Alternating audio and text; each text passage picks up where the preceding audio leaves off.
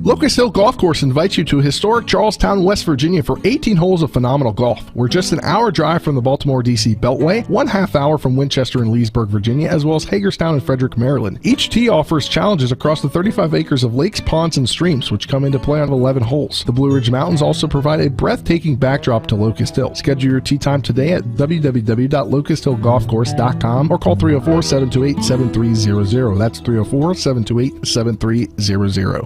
Do you need a place to go for a quick tobacco, soda, snacks, cigarettes, or beer run? Well, then you're in luck, because Enter and Exit has convenience without the cost. Enter and Exit right off Route 11 is located at 31 Meadow Lane in Martinsburg and soon to be opening in Chambersburg, PA. Enter and Exit is open Monday through Saturday from 8 a.m. to 11 p.m. and Sundays from 9:30 a.m. to 8 p.m. For great convenience without the cost, stop on into Enter and Exit today.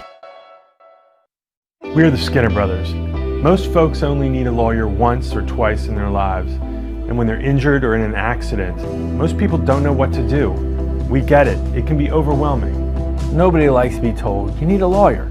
But that's why we're here. We want to get you back to your normal life and help you recover. So if you or a loved one has been in an accident, give us a call. Let us figure out how we can get you compensation. Reach us at SkinnerWins.com or Google Skinner Lawyers. We'll treat you like family. The following is a special sports broadcast presentation of Talk Radio WRNR Martinsburg.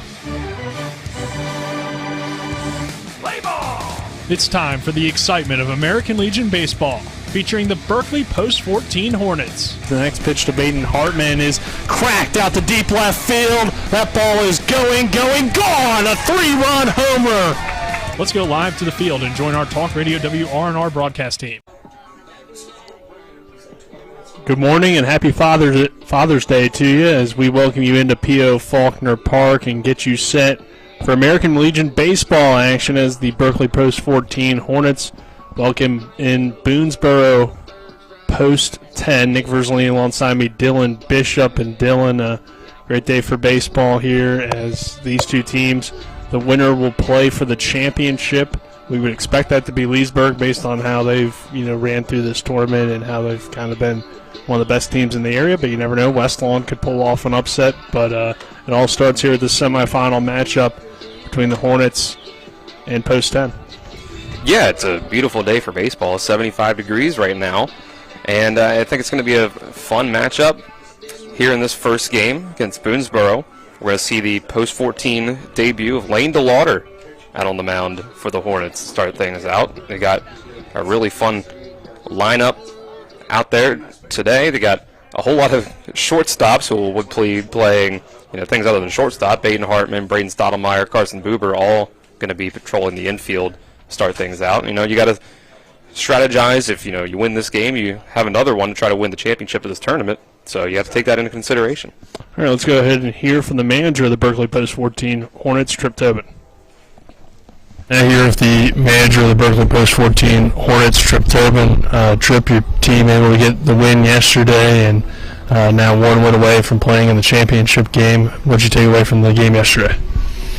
Pretty much what I said, yesterday post-game was these guys just having each other's backs, having an opportunity with the junior program to bring some guys up. We were going short yesterday. We told those guys to honor those commitments and cover for them, and that's just exactly what happened. I just like the fact that, these guys are interchangeable, and regardless of who's here, they can get the job done. And, they said, how many people are going to be here? And I said, I think we'll have 9 or 10. They're like, so bring a junior guy up or so, and they're like, all right, let's go. So it just, as long as they have 9 players, they're ready to play. And today we got 16 again, so Saturdays are a little tough with grad parties and things right now. So you're back to your full strength as a team. What was it like to see those younger guys step up and play well for you? Yeah, it was really good. Those guys done a tremendous job down there on the junior team. Deserved an opportunity when the time arose. We talked about it in practice at times. That's why we practice together. There's going to be opportunities for those guys to step into a role or, possibly fill in for a guy. And, it's a lot better to take a second baseman from the junior team or, has had varsity experience than try to just peach and pass work together, a left fielder and pretty much second and things like that. So we're going to play it that way. And, that's how we did it yesterday. And it worked out good. And Grant and Banner and Dupree were big parts of our win.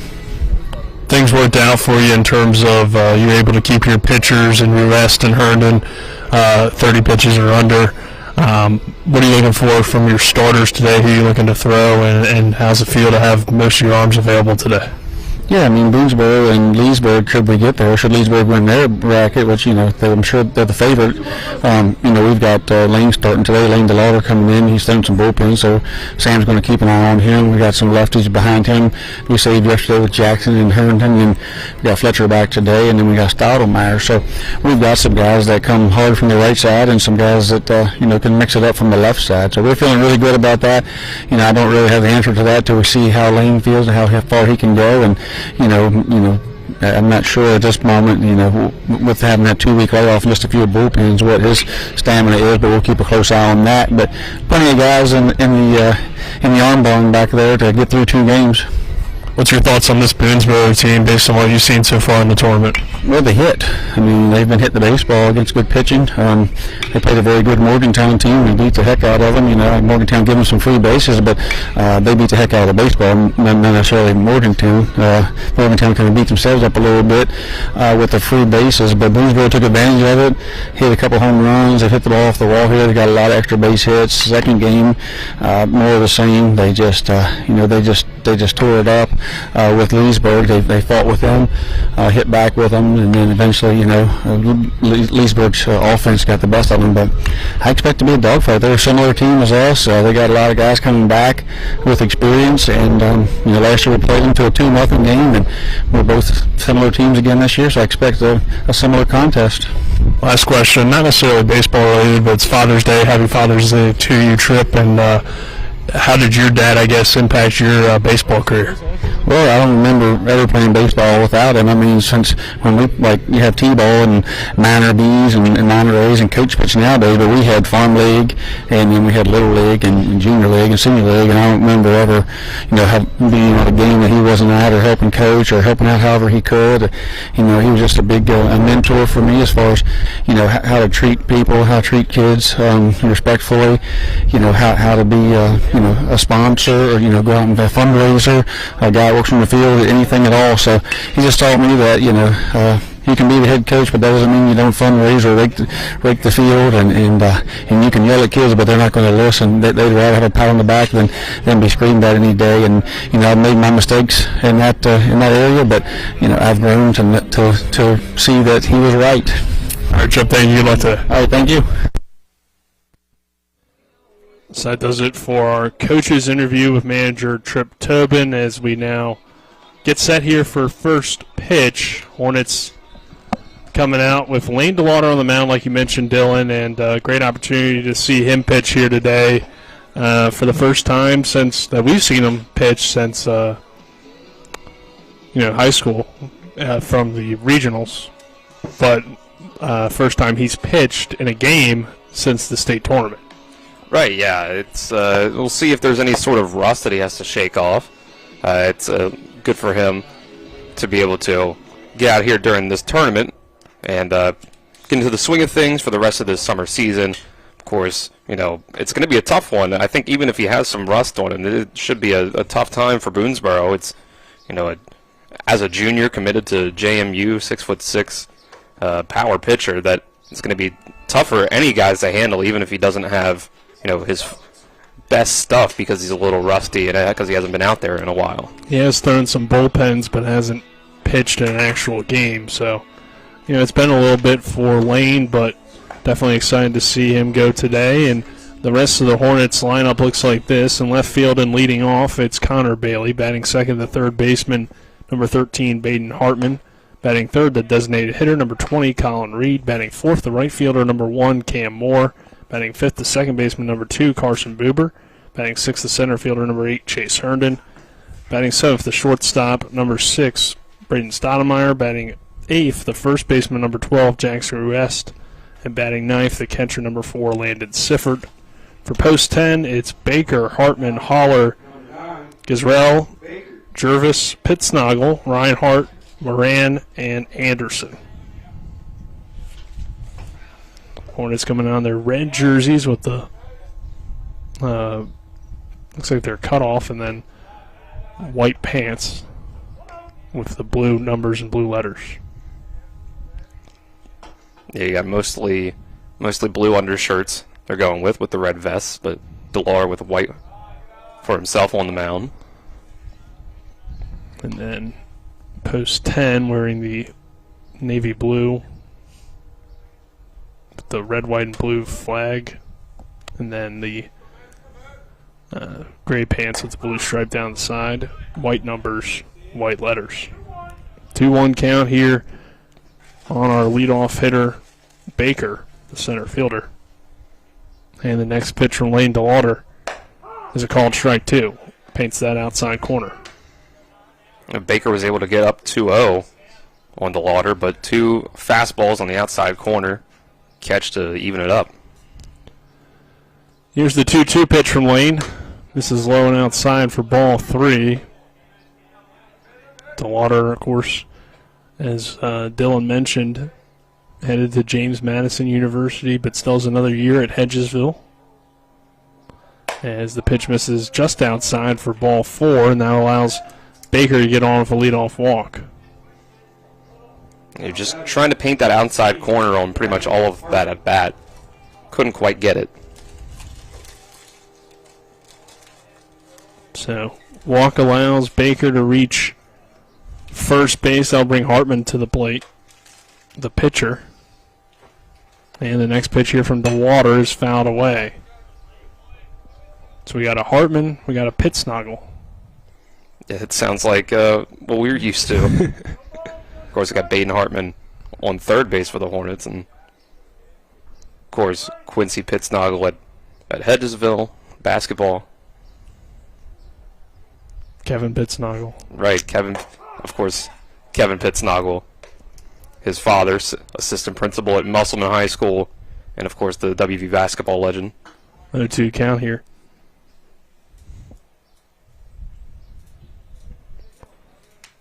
DeLauder looks into his catcher, Landon Sifford, and delivers the next pitch. Runner takes off, swing and a miss, strike 3. It's a drop third strike, but the runner will not be able to advance, or the batter, I should say. Runner does advance to second with the stolen base. And Hartman strikes out swinging. That will bring Holler to the plate. So a good bounce back at bat for DeLauder, even though you let the runner advance, but you're thrown into the dirt trying to get him to chase, and he does. DeLauder's next pitch is low and outside for ball 1. 1-0 count here with 1 down in the inning and a runner on second base for Boonsboro post 10. Runner in scoring position here in the early goings of this semifinal matchup. DeLauder checks the runner and delivers the next pitch, and it's lined into left field. Charging in is Connor Bailey, but it will fall in for a base hit, so runners on the corners here with just 1 out. Good piece of hitting by Holler. Yep, solid contact on that one. Just dropped in front of Bailey. So they got runners on the corners with 1 out, so as DeLauder does have a little bit of rust to shake off. I'll bring Gisseril to the plate. The first baseman with runners on the corners and just 1 down. DeLauder steps off and checks both runners. They're going to call balk. So that allows the run to come in and score.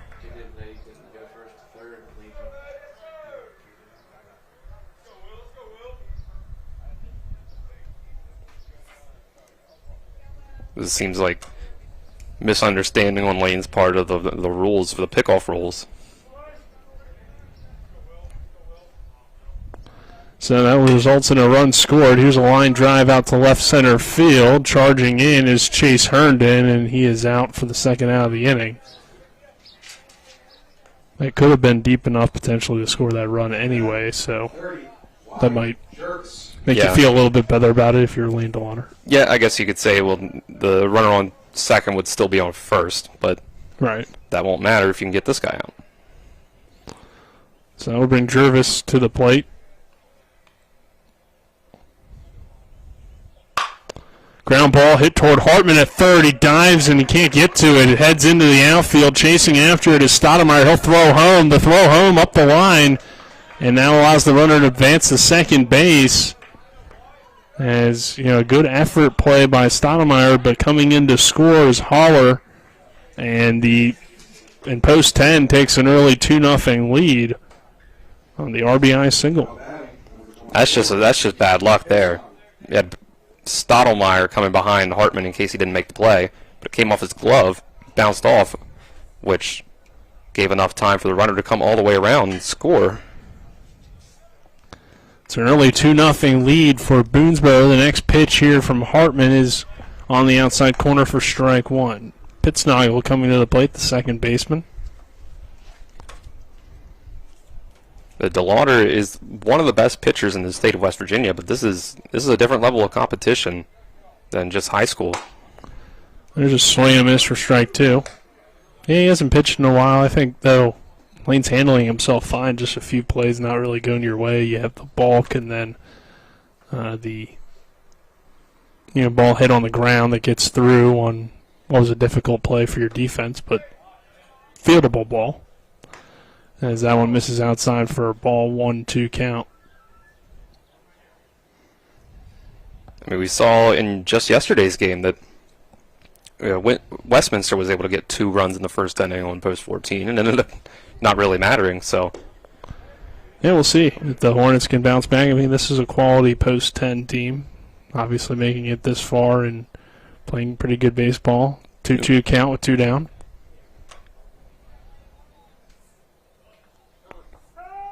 As the batter calls time. Lane hasn't been with the team. He was hoping to see his brother Chase play in his first single-A game. But Chase had a setback with his injury, so hope the best for Chase DeLauder moving forward. Here's a ground ball towards second. Buber throws over to first in time for the final out of the inning. But post 10 takes an early 2-0 lead. We head to the bottom of the first. Hornets come to the plate. This is American Legion Baseball on Talk Radio WRNR and TV 10. Join us this summer for the thrill of American Legion Baseball on Talk Radio WRNR and TV 10. The Berkeley Post 14 Hornets are the premier team in the area, and you don't want to miss 1 second of the action. The next pitch to Baden Hartman is cracked out to deep left field. That ball is going, gone! A 3-run homer! The Hornets begin their season on June 3rd. We'll have coverage all the way through the area tournament, July 18th through the 22nd at P.O. Faulkner Park. Jambo Construction and Fencing Company, LLC, is a veteran-owned and operated company right here in the eastern panhandle of West Virginia that specializes in decks, fencing, and hardscaping. Find us on Facebook at Jambo Construction and Fencing to see more of the projects we've completed. For a free estimate, you can call Bo Bartley at 304-268-5452 or Jamie Gall at 304-279-5053. We are licensed and insured in the state of West Virginia, and as Martinsburg alums, we say, Go Bulldogs.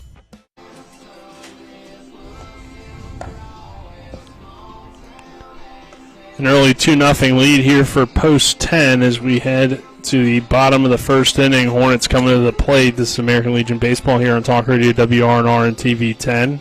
Nick Verzolini alongside me, Dylan Bishop. It'll be Gavin Hartman on the mound for post 10. Connor Bailey, Baden Hartman, and Colin Reed due up for the Hornets. The rest of the defense for post 10, we have Nick Anderson doing the catching, Colby Moran at third base, Damie Reinhardt at shortstop, Pittsnagel at second base, Will Gerzell at first base, and then Wyatt Jervis in left field, Cam Baker in center field, and Jake Holler in right field.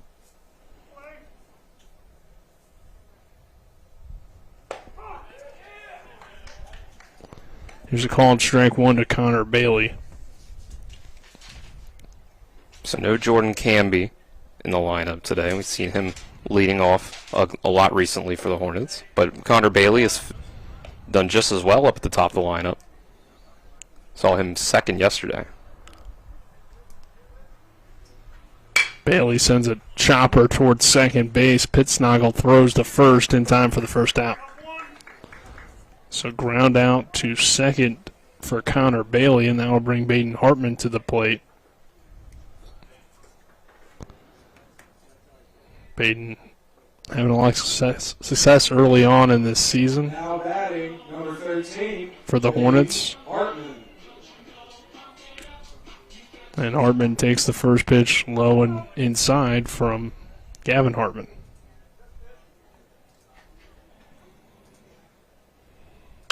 Baden now fouls this one away.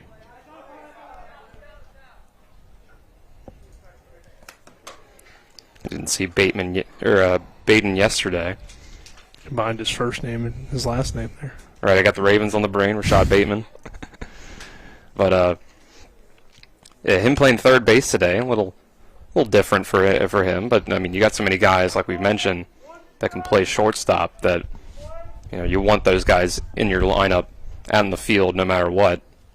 You move them around a little bit. Hartman sends a chopper toward first base, picked up by the first baseman Drizel, and he'll step on first for the second out of the inning. So it's back-to-back ground outs to begin things for Berkeley post 14. And now bring Colin Reed to the plate.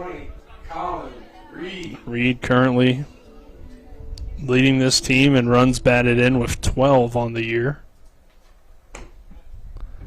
He's hitting .440 for the Hornets with 1 home run. First pitch misses to him. The 1-0 to Reed is another low ball for ball 2. And Colin's still uncommitted, so sooner rather than later I think we're going to see a commitment as Reed sends this one down the third baseline foul. Throwback to the pitcher gets away from him, but you see Gavin Hartman is doing well for himself so far. 2 ground outs. He's keeping his pitch count down in that way, pitching to contact. It's light contact so far, but up and down this lineup, you never know when the guys could start getting it going. Next pitch here, missing just outside for ball 3. As of late, it seems like the Hornets' offense, for the most part, has came in the later innings. As here's the 3-1 pitch, and it misses high for ball 4. And Colin Reed is on first base with the walk. It's certainly not uncommon for any hitter to need a at-bat or two against a pitcher or just in a game in general, even if they change pitchers, to kind of get a feel for a guy's arm and location and movement.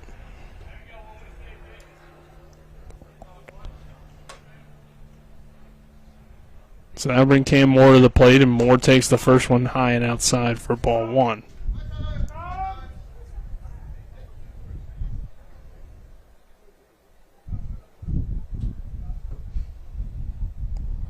We got something going on with the pitcher. I think it looks like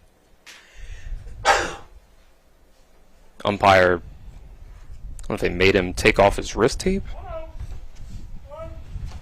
Well, that's what it looked like, yeah. Post 10 entering this game at 4-2 on the year. The Hornets are 9-2. There's a throw over, not in time. Post 10 Patriots.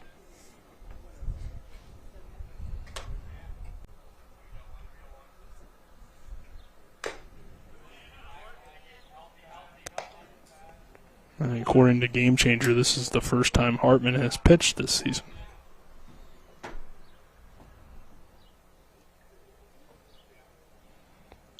This one ripped into right center field. That'll get down for a base hit, and Colin Reed standing on second. Cam Moore on first with a 2-out single. So Cam Moore continuing to hit the ball well in this tournament. I'll bring Carson Buber to the plate. It's a good opportunity to try to even this game back up, so you're not playing from behind. Buber pops it up, though, in the infield. Chasing after it is Drizel, and it will head out of play, I should say, for strike 1.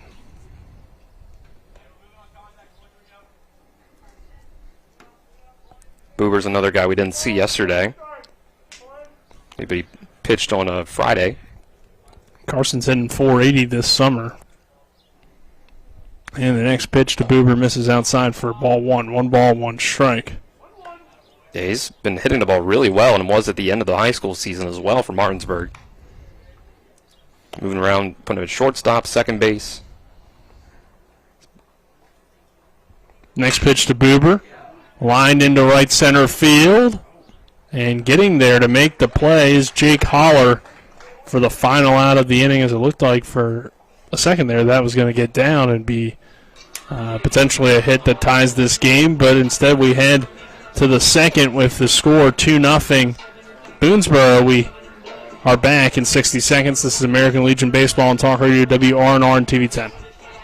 Not sure where to go or who to trust with your flooring project? And start with Trips Flooring, proudly serving the area for more than 25 years, specializing in floor sanding and refinishing, along with installation of new flooring, including hardwood, tile, vinyl, laminate, carpet, and the hottest trend in flooring, luxury vinyl, tile, and luxury vinyl plank. Are you on a budget? Check out their warehouse, cash and carry, or call 304-229-7009, or visit them online at tripsfloorsanding.com.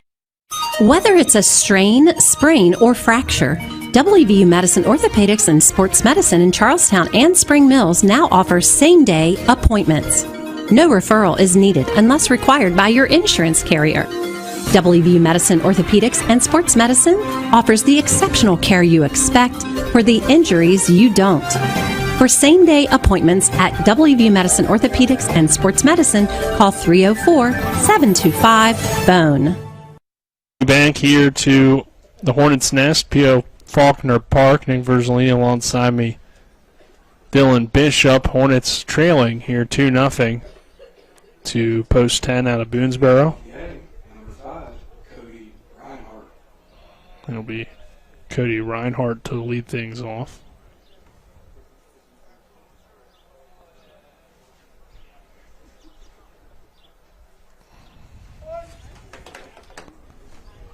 As Reinhardt, Moran, and Anderson due up, and Reinhardt just sends this one into right field past in between Buber and Ruest for a leadoff single. First pitch, first swing, and a hit. Leadoff single here for Reinhardt. That'll bring Moran to the plate. We saw the junior Hornets get a big win against the junior team for Boonsboro on Thursday, but it just goes to show that you can't judge the senior team off the junior team, because so far through this lineup, Boonsboro is doing a really good job against probably the best pitcher Post 14 has. He's the only at least Division I pitcher on this team, but Lane is also the youngest of that group. Very true. In terms of only being a junior, or at least tied for that with Carson Buber, of course. And right, and you got a guy out here at Division II, Shepard, out on shortstop, Braden Sodelmeyer, who is not at Division I, but he is, about 19 years old versus 17-year-old Lane. Here's the pitch. Hits the zone, a bouncer up the line from Sifford, and that's a stolen base for Reinhardt. So runner on second base, an 0-2 count here on Moran. And a 2-0 lead for Post 10.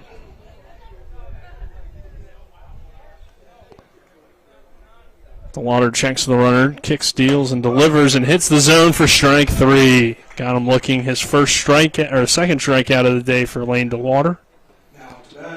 That'll bring Nick Anderson to the plate, the catcher.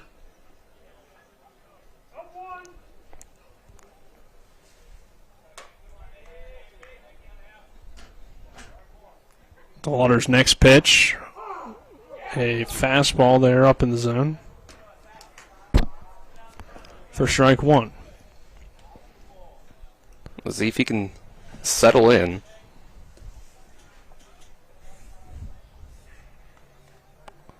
DeWater now checks the runner on second base, looks into his catcher Sifford, and the next pitch low and outside for ball 1. 1 ball, 1 strike, 1 out.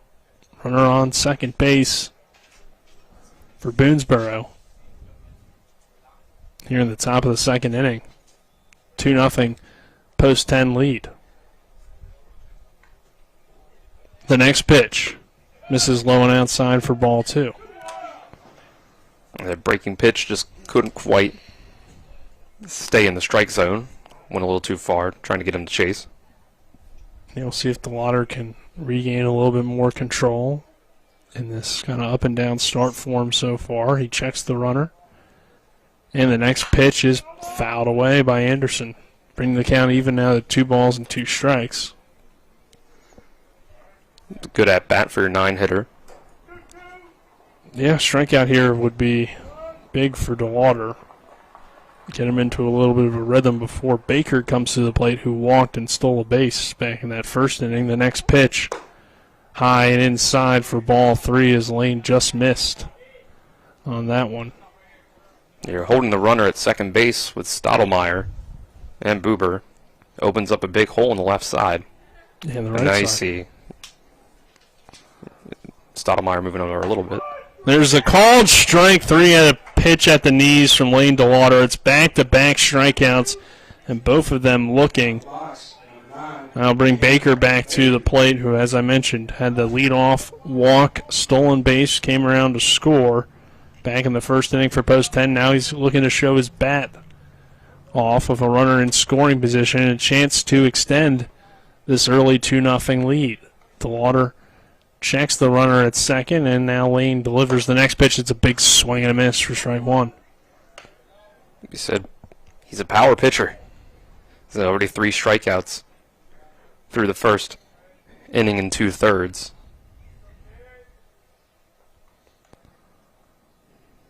Lane's next pitch on 0-1. DeWater, the big 6'6" right-hander, kicks and deals, and it's fouled away. So he gets ahead of Baker here, 0-2, after walking him the first time.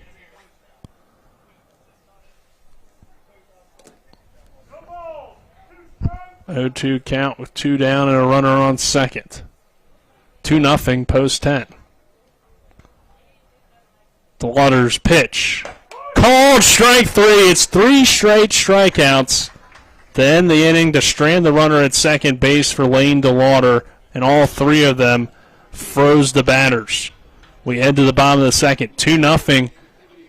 Post 10 on top. This is American Legion Baseball on Talk Radio WRNR and TV 10. Hi, I'm Ron Springer, head golf professional at The Woods. If you're a golfer who loves fun and competition, get your friends together and enter one of the many fundraising tournaments held at The Woods. You and your group may qualify to play in the area's premier golf event, the Tournament of Champions. The winning team will receive individual prizes as well as a cash prize for the organization they represent. For a list of qualifying tournaments, see ads in around the Panhandle magazine and the Journal. For a list of rules and regulations, visit thewoods.com or contact me, Ron, at thewoods.com. Do you need a place to go for a quick tobacco, soda, snacks, cigarettes, or beer run? Well, then you're in luck, because Enter and Exit has convenience without the cost. Enter and Exit right off Route 11 is located at 31 Meadow Lane in Martinsburg and soon to be opening in Chambersburg, PA. Enter and Exit is open Monday through Saturday from 8 a.m. to 11 p.m. and Sundays from 9:30 a.m. to 8 p.m. For great convenience without the cost, stop on into Enter and Exit today. Welcome back here to P.O. Faulkner Park. 2-0. Hornets on top, or Hornets trail, I should say. Boonsboro 2-0. So we head to the bottom half of the second inning. And it's the 6, 7, 8 hitters due up for the Hornets, and Chase Herndon, Braden Stottlemyre, and Jackson Ruest. Nick Verzolini alongside me, Dylan Bishop, Spencer Dupuis, our cameraman, Colin McLaughlin back in the studio. And we'll see Chase Herndon here doing the hitting from the left side.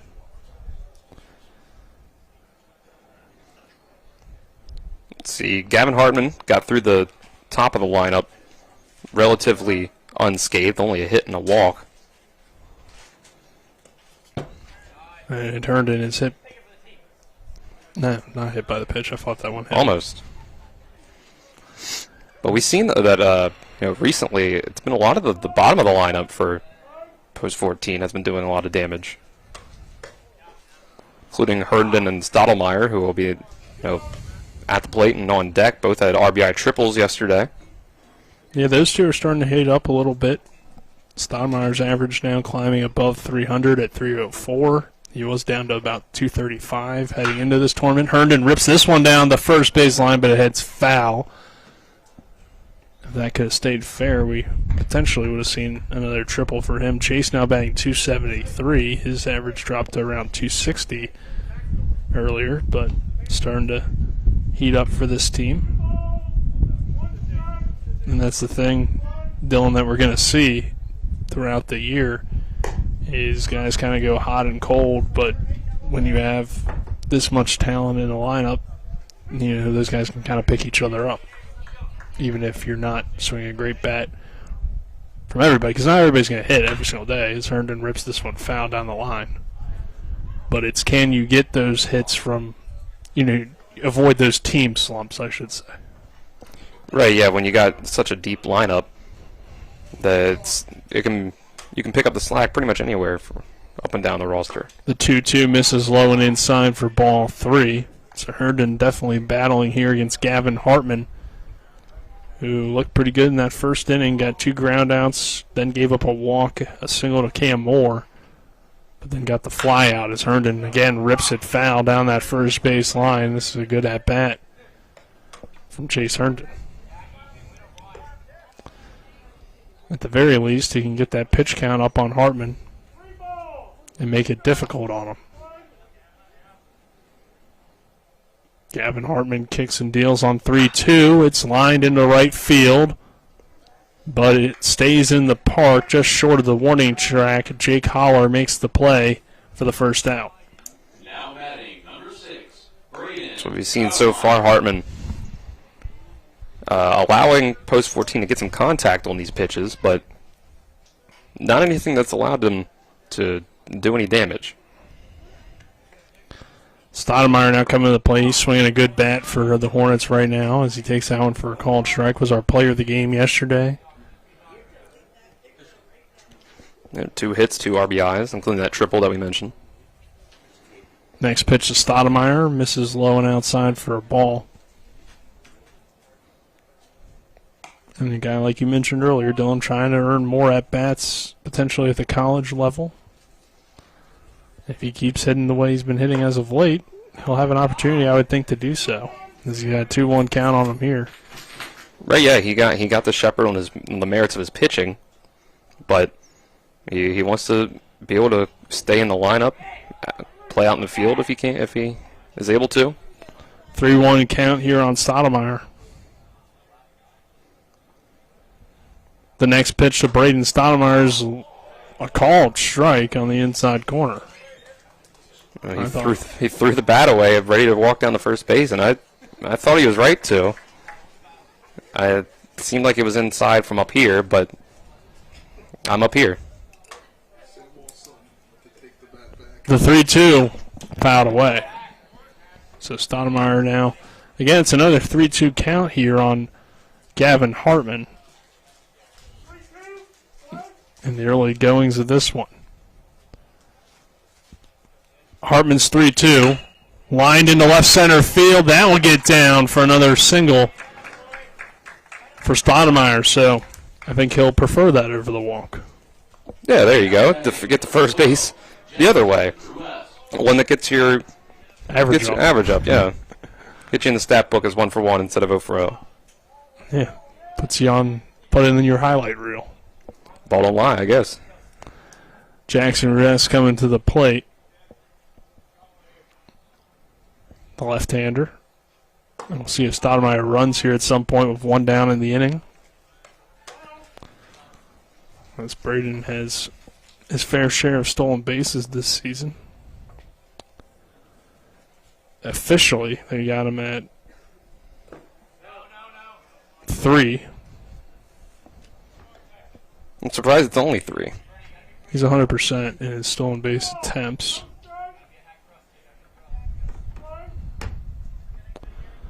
Connor Bailey leads the team with 6. This one, a ground ball down the first baseline, goes foul.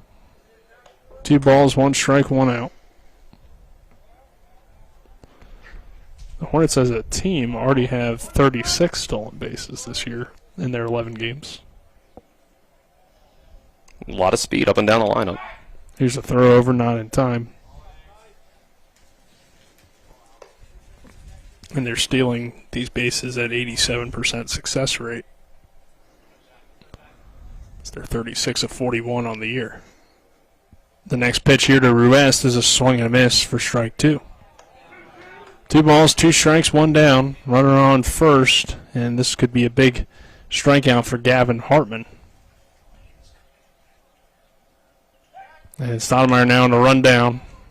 Could get picked off here. We'll see if he can make it back. Well, he does, as nobody was covering first base in the rundown situation. So a mistake ends up not being one, and the runner will stay at first.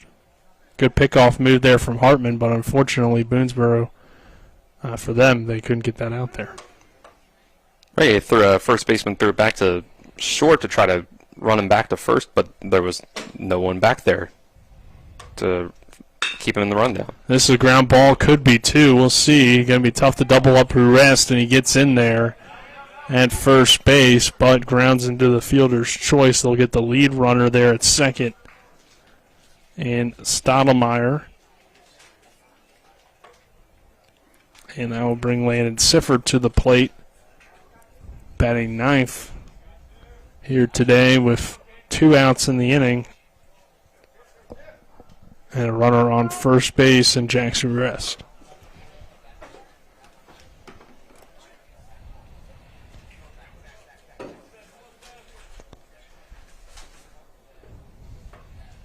Pitch here to Sifford. Just misses outside. Landon hitting 250. A little bit of a slow start for him in the early goings.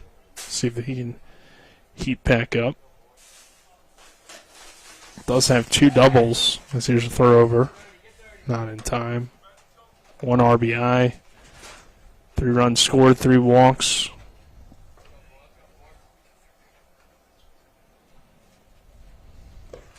This one misses outside.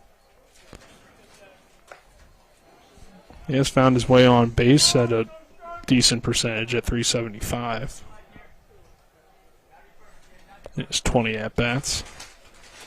Next pitch here. Lined into left field. Chasing after it and diving and making a heck of a catch out there is Wyatt Jervis to end the inning. So that's one that Landon Sifford hit pretty well, but it won't be a hit because of great defense there by Jervis. Now we'll end the inning. Our score still post 10-2, post 14-0. We head to the 3rd inning. This is American Legion Baseball on Talk Radio WRNR and TV 10. Providing reliable protection since 1877, we are Farmers and Mechanics Insurance Companies. From small beginnings and over a century later, we maintain our dedication to our policyholders to provide dependable insurance protection and excellent customer service. Protecting everything from your home to your business has never been easier. Our team is here to ensure that you, your family, and your assets are taken care of. We enjoy giving back and doing our part to keep Martinsburg a great place to be.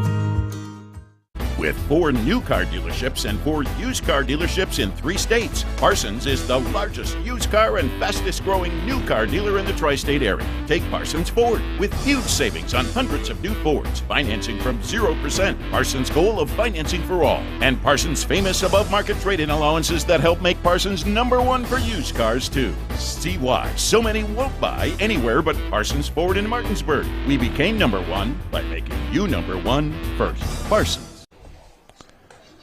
We welcome you back here to P.O. Faulkner Park as we head into the 3rd inning. Lane DeLauder remains out on the mound for the Hornets. Nick Verzolini alongside me. Dylan Bishop, and Dylan, so far it's been a solid start for DeLauder after the early 2-0 lead here for post 10. Lane has seemed to have settled in. 3 straight strikeouts at the end of the inning in the 2nd. Yeah, he got off to a little bit of a slow start. Gave up a hit, stolen base, but then he set down the next 3 in a row. Hartman, Holler, Gizrell due up for post 10 out of Boonsboro, Maryland. It's a pitcher versus pitcher matchup again.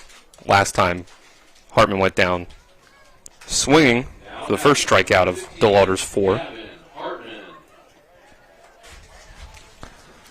So it'll be Gavin Hartman versus Lane DeLauder here. Hartman did strike out back in the 1st.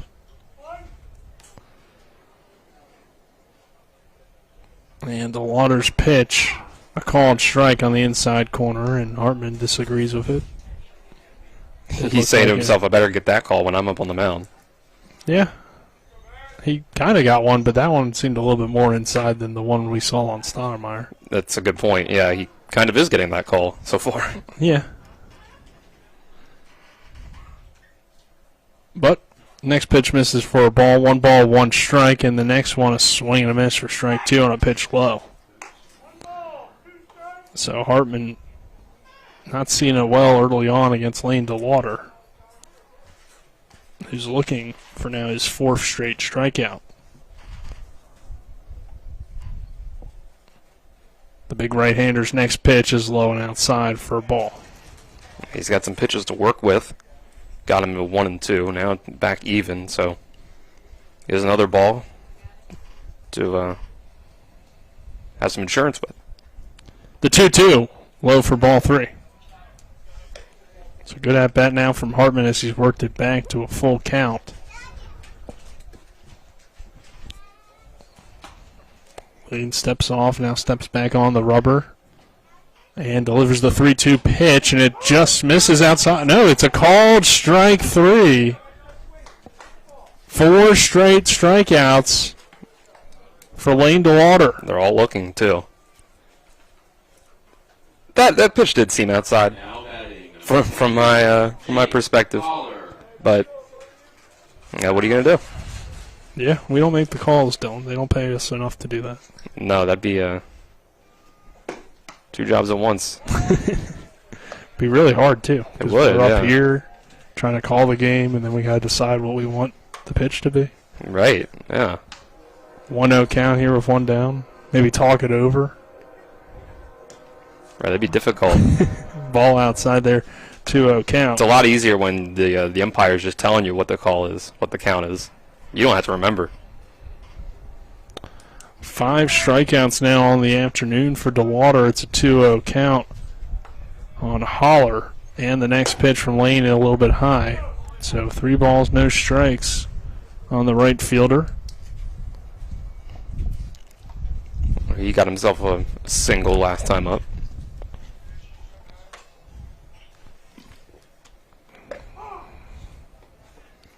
Next one, a called strike 1 on 3-0 to make it a 3-1. So that inside part of the plate getting called. So batters will have to adjust.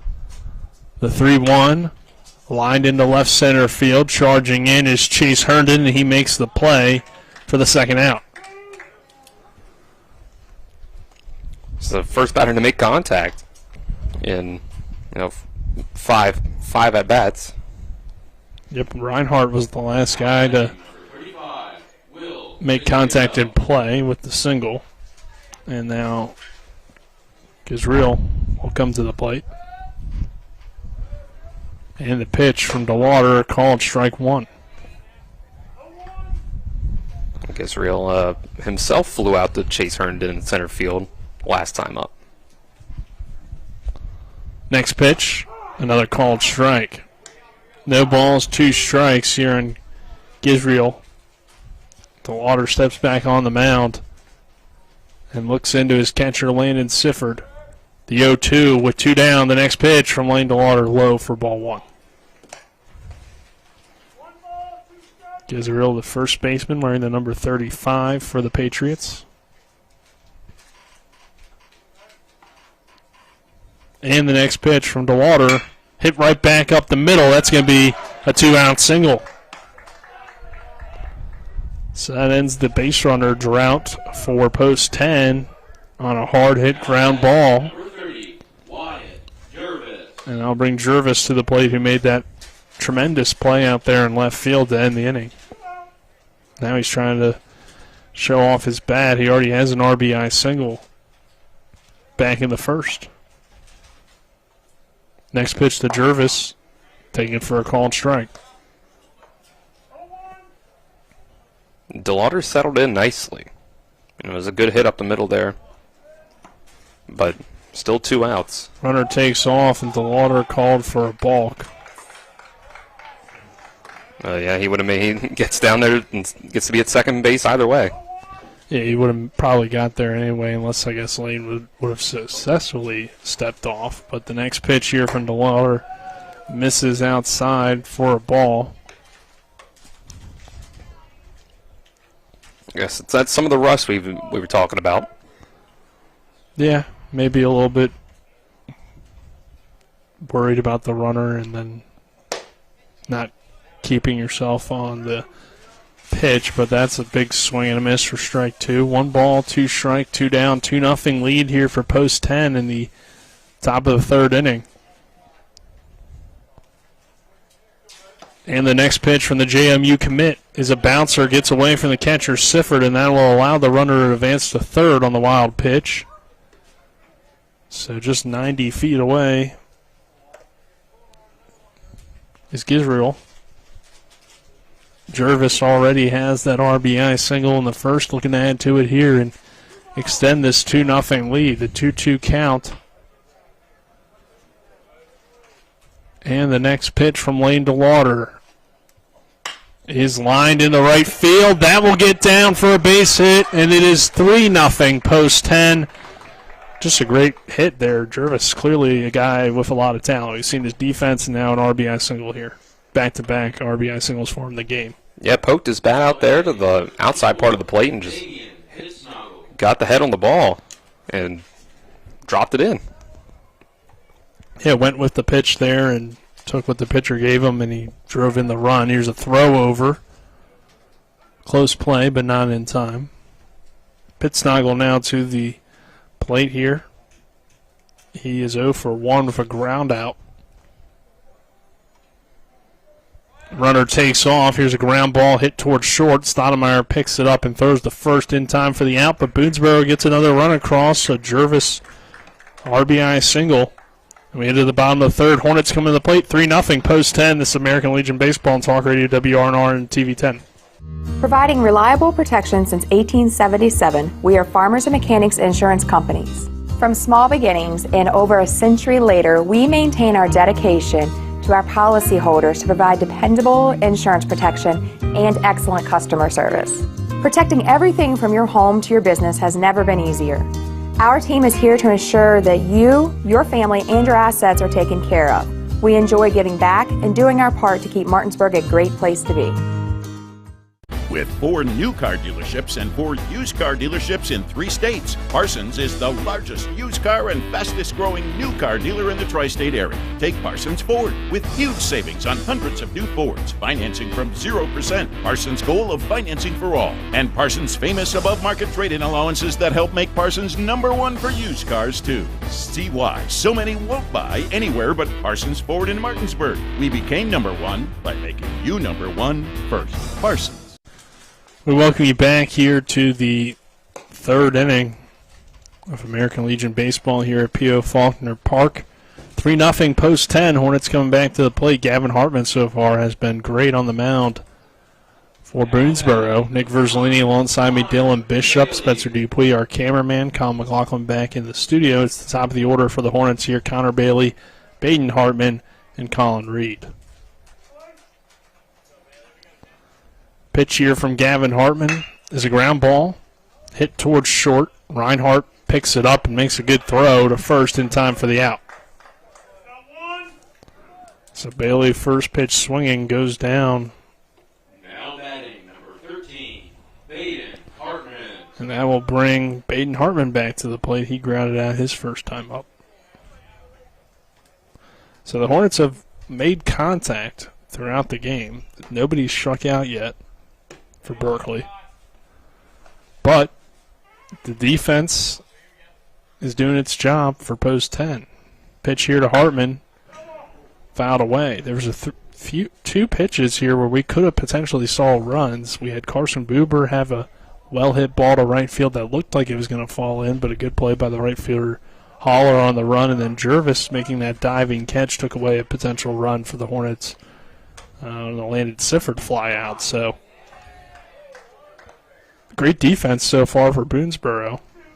Right, they've helped him out. I mean, that's go along with the fact that he's been pitching to contact. That's what you need. 1-2 is a ball slapped the other way toward the shortstop Reinhardt, and Reinhardt gets there in time with the throw for the second out. He's played a good shortstop we've seen today. And that was a tough play because Baton Hartman's got a lot of speed, and that was a pretty slow roller. He had to grab it one-handed and fire it over immediately on the run. So I'll bring Colin Reed to the plate. Reed walked his first time. And the pitch here, Colin, is inside for ball one. Gavin Hartman continuing to get guys to get out, and there's a line drive right to the shortstop, Reinhardt, who made all three putouts that inning. The line out will end the inning. We head to the fourth. It is post 10-3, post 14-0. This is American Legion Baseball on Talk Radio WRNR and TV 10. At Carter Myers Automotive, what we do today will tomorrow become what we've done. That's why Owners Just Do More no longer defines us. Our work is never done because what we live by doesn't have a finish line. We care. Our company of owners is moving lives forward every day by finding more ways to care before, during, and after your purchase. Because when you're happy, so are we. Carter Myers Automotive. Proud to be the owners who just care more. One of the questions lawyers get asked the most is, what is my case worth? I'm Steven Skinner, and this is my brother Andrew with Skinner Accident and Injury Lawyers. The truth is, it's very difficult for a lawyer to pinpoint a number because every case is different. We get to know each situation and we'll give you an idea of what your case is worth and why. The sooner we get involved, the better we can do getting you the compensation you deserve. Google Skinner Lawyers or go to skinnerwins.com. We'll treat you like family. We'll welcome you back here to P.O. Faulkner Park. Hornets on top, Hornets trail, excuse me. Used to saying Hornets on top, but post 10s came out and played well, but 3-0 lead, and also Berkeley has been the away team throughout this tournament, so it's a little different here today. Yeah, they actually, now that they're on their home field, got the coin toss to be the home team for this game. So Reinhardt coming to the plate. He'll lead things off. He had some good putouts in the last half inning as we head to the top of the fourth.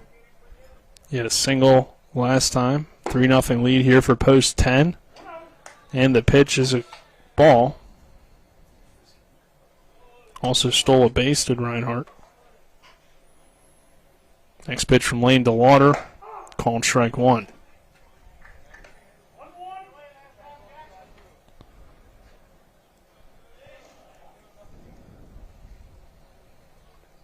The 1-1 pitch here from DeLauder. Called strike two. Lane so far just threw his 55th pitch of the afternoon, as we are now in the afternoon at 12:07. This one hit right back up the middle. Stoudemire gets to it and throws the first in time for the out. Good play there by Stoudemire. We talk about him wanting to show that his bat can hit at the Division II level. He's definitely shown that he can play defense at the Division II level. Right, yeah, he's been a consistent bright spot at shortstop for the Hornets anytime he's been out there. This one popped up down the right field line. Everybody chasing after it and making a sliding catch in foul territory is Cam Moore. He's done that now 3 times this year, making plays over in that bullpen. Great play. I mean, we see he's got the speed to make it over there and the coordination to slide and make that play. Yeah, and Cam is going to Fairmont State to play catcher, but don't be surprised if he plays some outfield as well with what we've seen throughout this summer and throughout his career at Washington. There's a called strike here on Anderson, who had a strikeout his first time. 0-1 here with 2 down. Next pitch from DeLauder. Just missed. DeLauder has settled in very nicely here in general. I mean, he's gave up the run last inning, but this time around he's making the bottom of the lineup struggle. Swing and a miss for strike two. Yeah, for a guy that hasn't pitched since the state championship game, or state championship tournament, I should say. Yeah, he looks comfortable out there. Hasn't really seen some live pitching action in some time, so probably not his best stuff, but close to it. It's about what we expected. Yeah. It's hard to come back right back out here in a groove. 2-2. Swing and a miss, strike three. And they will have to throw down. Runner would have been out of the base path anyway, so. Final out there of the inning. And we head to the bottom of the fourth. 3-0 post 10. This is American Legion Baseball here on Talk Radio WRNR and TV 10. This is Eric at Hagerstown Ford. Over the last decade, the way we buy things have evolved. Now, you get on your phone, click Want It, and it shows up at your front door. At Hagerstown Ford, it is that convenient. We've changed the car buying experience on the I-81 corridor forever. And with a return policy better than Walmart, there's absolutely no reason to buy a new or used car, truck, or SUV anywhere else. Just like Amazon, Hagerstown Ford will deliver the vehicle to you, where you are, and on your time. And if you don't want it, return it. No questions asked. Why waste your time at a car dealership playing the dumb back-and-forth games? Besides, we hate it more than you do. I assure you, no dealership from Winchester, Virginia to Washington, D.C. will beat our price. No dealership from Chambersburg, Pennsylvania to Baltimore, Maryland will beat our price. And no other dealership will allow you to return it if you don't want it. Hagerstown Ford absolutely provides the best experience at the best price. Visit HagerstownFord.com to schedule your VIP experience. Click on the vehicle you want and get your new ride delivered to you at no risk. See dealer for details.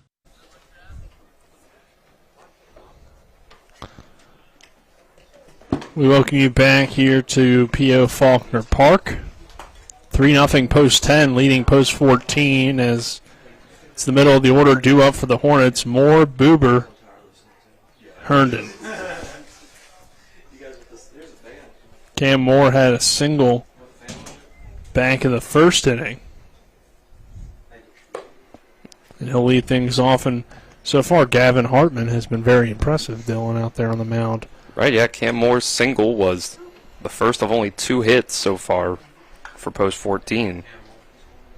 Stottlemyre had the other one. Colin Reed got on base with a walk. Outside of that, the only other guy to get on base was Jackson West with a fielder's choice grounder. So it's pitching a lot of contact.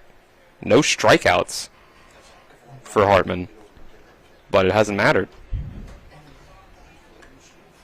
Still only 3 base runners. Yeah. Don't have to always get strikeouts to be effective as a pitcher. There's a called strike one, especially in Legion. You know, guys aren't going to strike out a ton anyway, typically. You're right. So here's a ground ball hit toward first. And great effort there by the first baseman, Gizrell, to slide into first and beat Cam Moore to the bag for the first out. Impressive play by the first baseman. Yeah, wasn't sure if he was going to be able to make that play at first. I didn't think he was going to, if I'm being honest. Yeah, I didn't. He got there. And a really good play there. Now bring Carson Buber to the plate. Buber flew out to right field his first time up.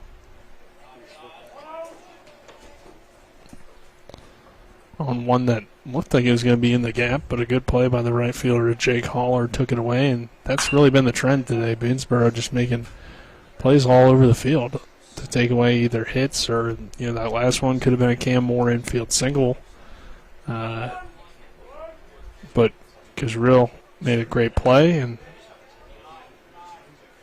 just haven't been able to, good defense beats good offense usually. Yeah, you would hope at some point if you're getting the bat on the ball so many times, something's got to give, and eventually it'll turn into something good. Well, Buber lines it into left field, and it's a one-out single for Carson Buber. Now bring Chase Herndon to the plate. Herndon flew out to right field. He's hitting .273 heading into the game.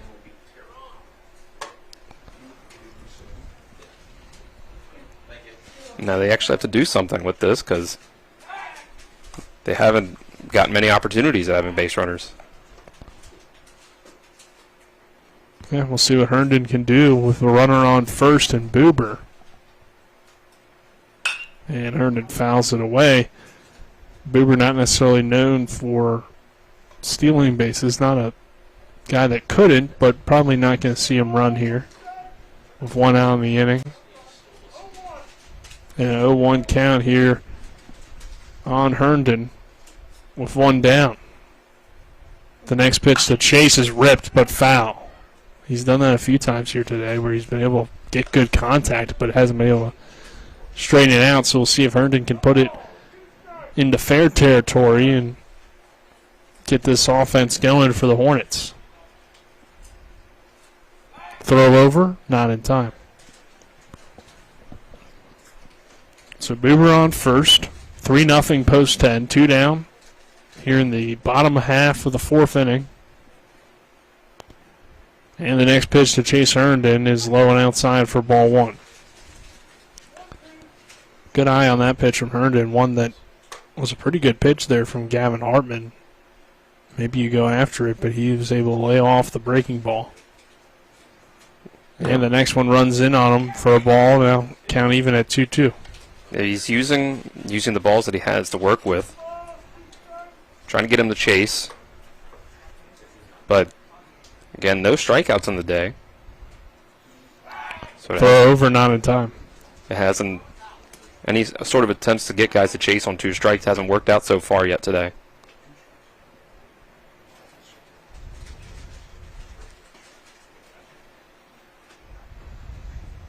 Next pitch, lined right up at Hartman. He still gets off the mound and gets to the baseball, but we'll have time just to make sure Gavin Hartman is okay, as that one hit him in the leg. You can hear the limping smack a little bit. That didn't sound great, but I think, well, hopefully he's okay. He is limping, as Gavin Hartman's been pitching great, like we said. And you hope it's just a stinger here and nothing more severe than that. But I mean, that ball went right back up the middle at him. Luckily, it hit his leg. I feel like that's a better place to hit him. But obviously, this doesn't look good. Yeah, I mean, there's a lot of places it could have hit that none of them are good. But right, some better. You never than want to others. get hit on a ball right back up the middle. But he's going to walk it off here. Looks like he's going to be all right. Seems like it. Yeah, I might just have a bruise for a while. Because I mean, like we said, you could hear it smack off of his shin or what have you, and at least give him a chance to throw some pitches. And you can tell he's a gamer because, I mean, as soon as that hit him, he still went after the baseball. I don't know too many guys that would do that. Right, yeah. It probably didn't. The pain didn't fully kick in until after the play was over. You could kind of tell he went back to the mound and then kind of knelt over and laid down on the ground. Well, he's throwing these warm-up pitches, looks fine, so that's good to see. Good to see Gavin Hartman doing all right. And it's like we said, he's been pretty dominant. Back-to-back singles, though, now, and the Hornets have doubled their hits this inning, up to 4 on the day. Yeah, the end result is a single, so now 2 on with 1 out. For Stoudemire, who's already got one of the 4 hits here today, so he'll take this one for a called strike. You would think with Buber out on second that another single could finally get you up on the board. Yeah, depending on the type of single, of course. Yep. Probably need to hit it to the outfield, but this one, a bouncer gets away, and now 2 2 guys in scoring position. You really like those chances, Dylan. Yeah, now you've given yourself a chance to very quickly just get right back in this game, especially since Lane DeLauder out on the mound for your team has settled in since giving up 2 in the first inning. Next pitch, a called strike. It's a 3-0 lead here for post 10. 2 strikes, 1 out. And Stoudemire at the plate with 2 runners in scoring position. The next pitch to Stoudemire's outside for a ball. Count even at 2-2. A strikeout here, which would be not only Hartman's first, but be a huge for Post 10, the swing and a line drive down the third baseline, but going foul. This is the situation where pitching to contact really comes into your favor if you're the batters, even though you haven't been able to get hits. Next pitch to Stoudemire, lined up the middle. That will score a run from third. The throw in from the center fielder, Baker, is cut off. 2 runs earned to score. It's now a 3-2 ball game. Post 14 gets on the board. Stoudemire coming through again with an RBI single. A 2 RBI single for Braden Stoudemire. And just like that, it's a 1-run game. Yep. And good speed on the base pass for Jackson Ruest, who grounded out his first time. And Ruest lays down a perfect bunt. Hartman gets off the mound, throws to first in time for the out. That one going right by Jackson Ruest, but it gets there for out number 2. Do get the runner into scoring position for Landon Sifford, who will have to take off his catcher gear and get ready to hit.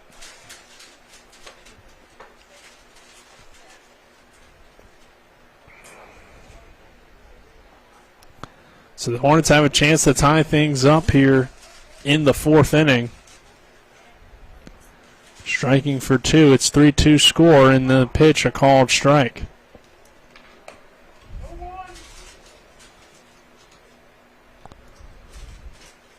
Post 10-3, post 14-2. Runner takes his lead off second. And the pitch misses low for a ball on Sifford. 1 ball, 1 strike.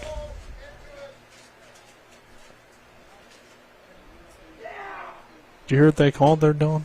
I didn't hear what the umpire had said. Not sure. Seems like a balk, though. So we see Stoudemire's going to third. It could have been a balk. But it seemed like a weird time to call it, so. 1-1, called strike 2. 1 ball, 2 strikes, 2 down. Runner on third base. And Stoudemire in scoring position for the Hornets. Sifford lifts this one up toward left field. Going back and making the catch on the run, as it looked like Jervis had a bad read on it initially, but then got to that one for the final out of the inning. The Hornets do score 2. We head to the 5th. It is 3-2, post 10 on top of Berkeley, post 14. This is American Legion Baseball on Talk Radio WRNR and TV 10. My kids, you know I want the best for you, don't you? We need to have a conversation. End-of-life planning is no one's favorite discussion, but the relief of having everything in place when the hour of need arrives is a gift. Give it to your family. Plan ahead with us. Brown Funeral Homes, a leading provider of cremations, invites you to explore the many flexible options of cremation. From environmental considerations to the benefit of greatly reduced cost, it may be the perfect answer for your family. Online at brownfuneralhomeswv.com. Brown Funeral Homes, here for you.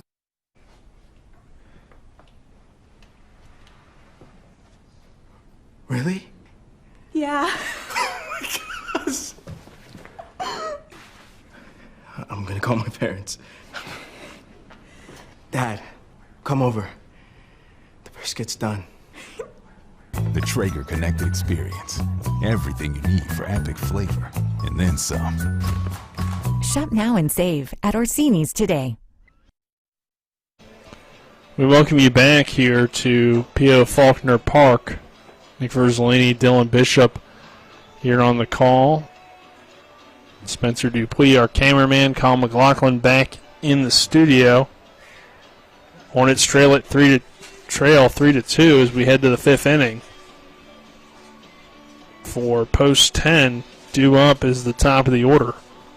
Baker, Hartman, Holler. As Lane DeLauder remains in the ball game, and DeLauder had kind of an up and down first inning where he gave up 2 runs, but since then has pitched pretty well. 62 pitches for Lane so far, 4 innings, 5 hits, 3 runs, 3 earned, 1 walk, 6 strikeouts for DeLauder. Some standouts so far for post 10. Israel has 2 hits. Jervis has 1 hit. Holler has a hit. And Reinhardt has a hit. Those guys have equaled up to 5 hits. Berkeley now tying in the hit category with 5 of their own. Now batting, number 9, And Cam Baker will lead things off. He's got a walk and a strikeout so far.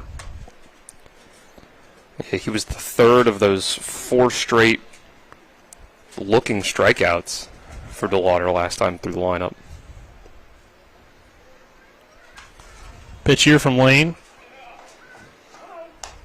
Just misses for ball 1. DeLauder now up to 6 strikeouts on the day. The 1-0 to Baker is a called strike 1. So Lane DeLauder pitching for the Hornets after he led Hedgesville to the state championship game.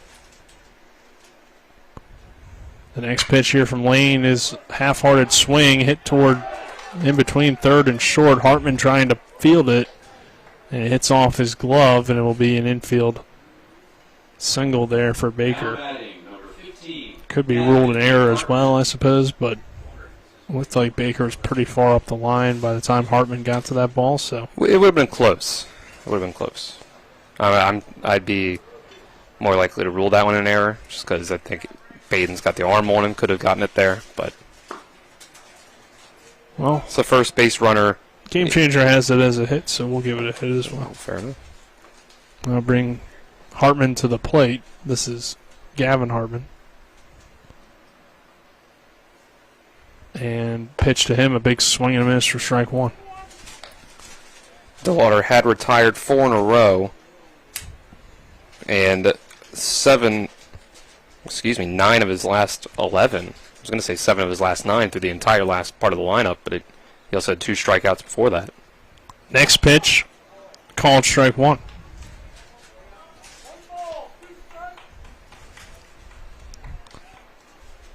One-two count here on Hartman, who has struck out in both of his at-bats, with a runner on first base. Runner takes off. The next pitch, a ground ball hit toward third. Hartman gets to the ball, throws to first in time for the out. Despite close, the argument coming from post 10 that should have been ruled safe. It was close. Number 22, Jake Holler. I'll bring Holler to the plate now. So Hartman grounds out. Holler coming through the plate. He has a hit and a fly out so far today. 1 down in the inning and a runner on second. DeLauder's pitch, called strike 1. So another opportunity here for post 10 to bounce back after giving up 2 in the bottom half of the 4th inning to make it a 3-2 ball game. Still on top is post 10 as this one just misses. Pretty similar location, but a little bit high that time for ball 1. So the Patriots looking to strike here. Lane checks the runner on second base. Now looks into his catcher, Sifford. And delivers. And a called strike on the outside corner. Good movement on that pitch as it hits the zone for strike 2. 1 ball, 2 strikes, 1 down.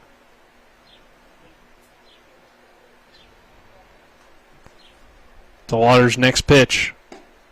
A little bit low and outside for ball 2. We saw last time through the lineup, it was only 2 singles that allowed Boonsboro to get that third run up on the board. So it doesn't take much. Here's the 2-2 pitch from Lane, and misses outside for ball 3. It was just a balk after the first single, and a passed ball allowed the runner to get up to third, and then a single by Jervis. The 2 guys due up have done a lot of damage, so you don't want to walk Holler here. Here's the 3-2, and it's lined into right center field. That will get down and score the run from second. And post 10 extends its lead out to 4-2. Holler trying for second to throw in, not in time, as it actually was past the second base bag. but Holler gets an RBI double, and it is 4-2 post 10. There you go. Just Boonsboro's been able to answer, extend the lead a little bit. Even after the settling in by DeLauder after inning number 1, they've been able to chip away, put the bat on the ball just a little bit, and get a run here or there. Now they're back up by 2. Looks like the Hornets do have somebody warming out there, but I can't quite tell who that is.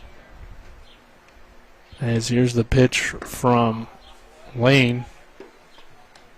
To me from here, looks like Braden Oviedo. Saw that little bit of hair, and that kind of gave it away. Yep, that was my tell as well. We saw him pitch yesterday, but because they got the run rule, he didn't have to pitch nearly as much as he could have. Israel swings and misses there for a strike. He falls behind 0-2 with 1 out and a runner on second, and now a 4-2 post 10 lead here in the top half of the 5th inning as they try to put away the Hornets and head to the championship game, which will be played later on today. The next pitch from DeWater is low for a ball.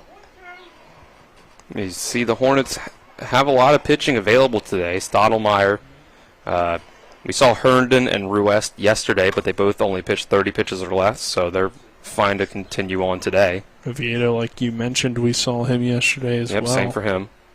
Here's the next pitch, a ground ball foul. Caleb Fletcher, of course, available. They have Boober. I don't think they'd pitch him again as he pitched, what was that, Friday? Yep, Friday. But pitching isn't really a problem for this team. No, you've gotten through this far with DeLauder. You can at least let him get through this inning as long as it doesn't get out of control. And you've only got 2 more innings left. Pitch here from Lane, missing for ball 2.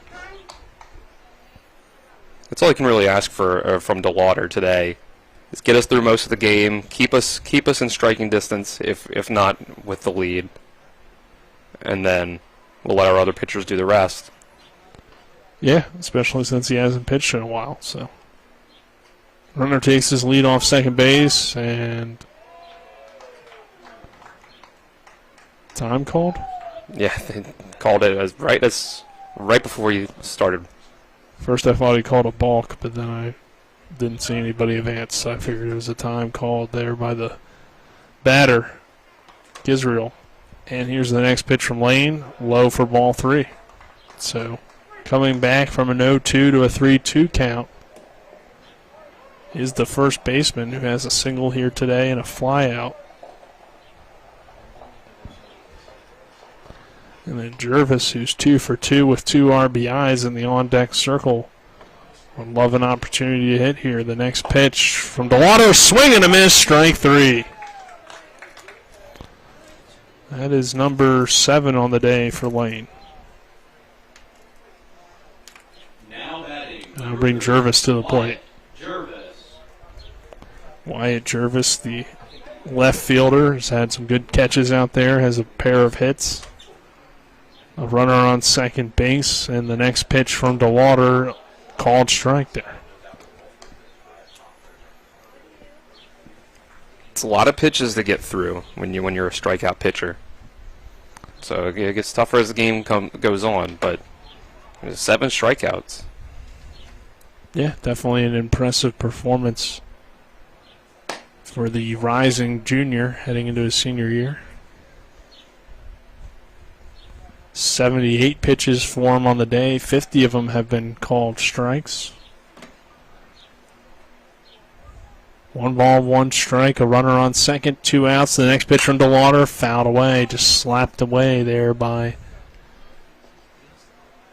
Jervis.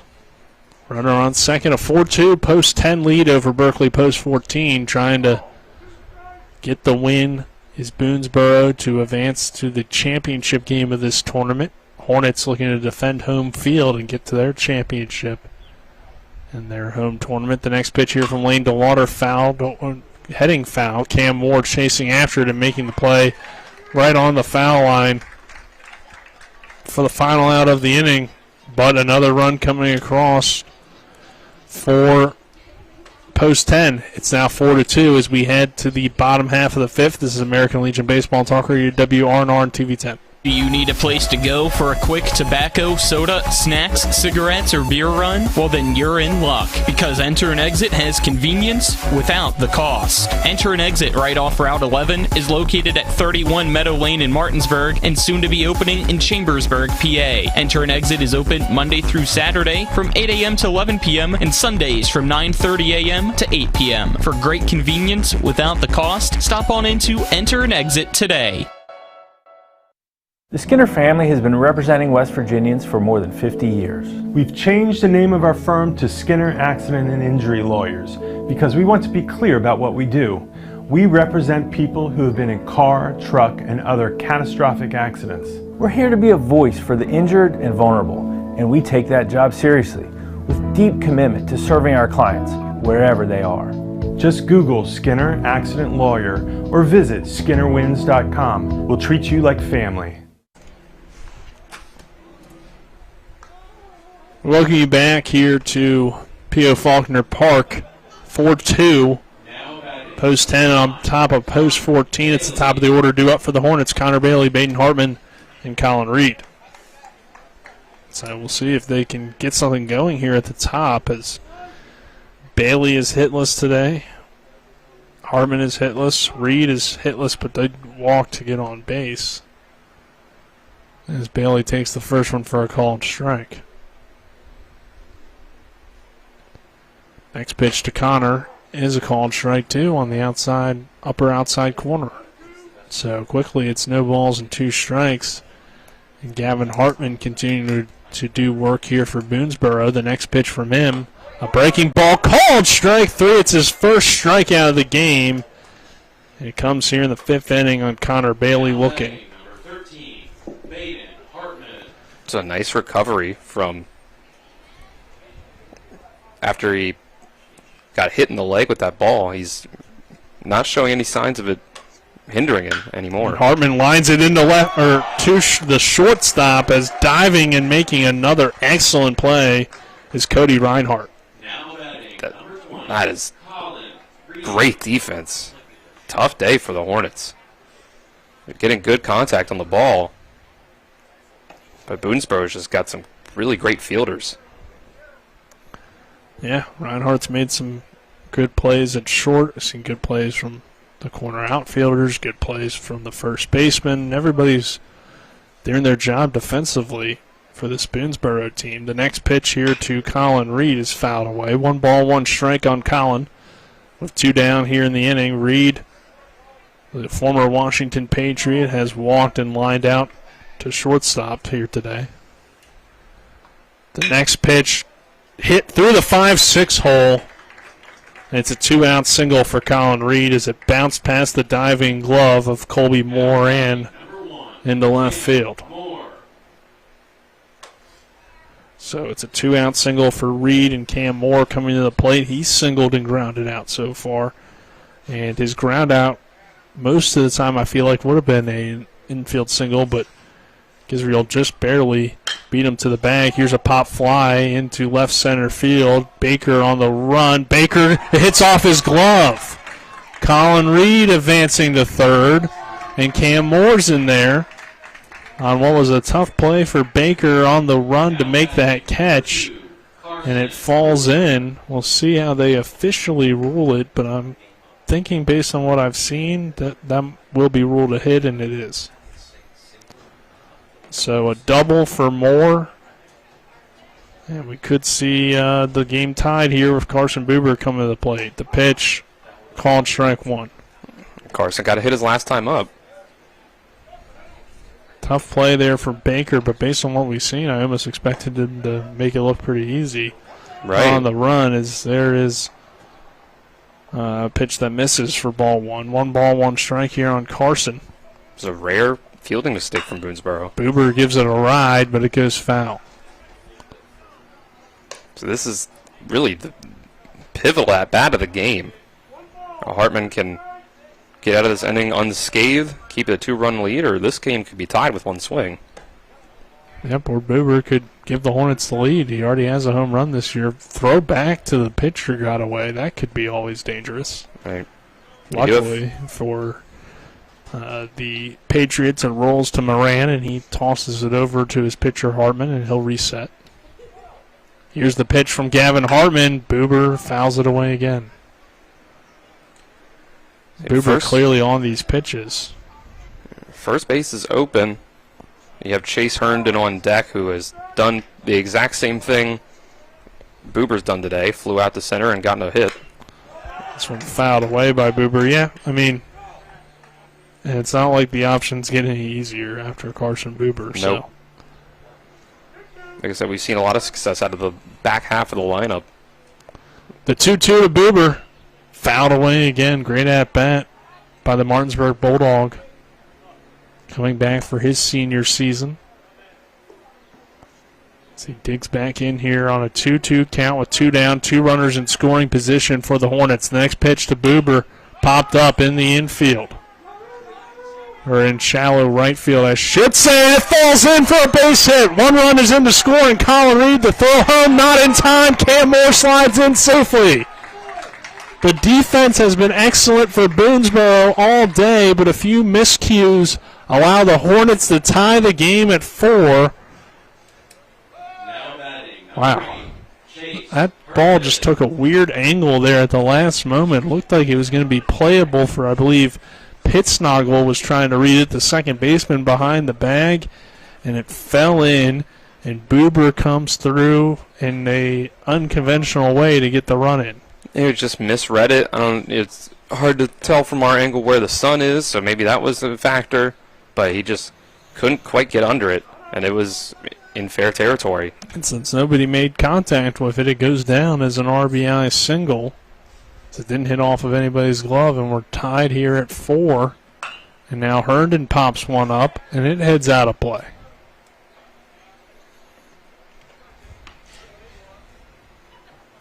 So there you go. That's why it was so important for DeWater on the mound to get settled in. You get a couple plays here and there that can get you tied back up. Just want a ground ball, or a ball low for a ball.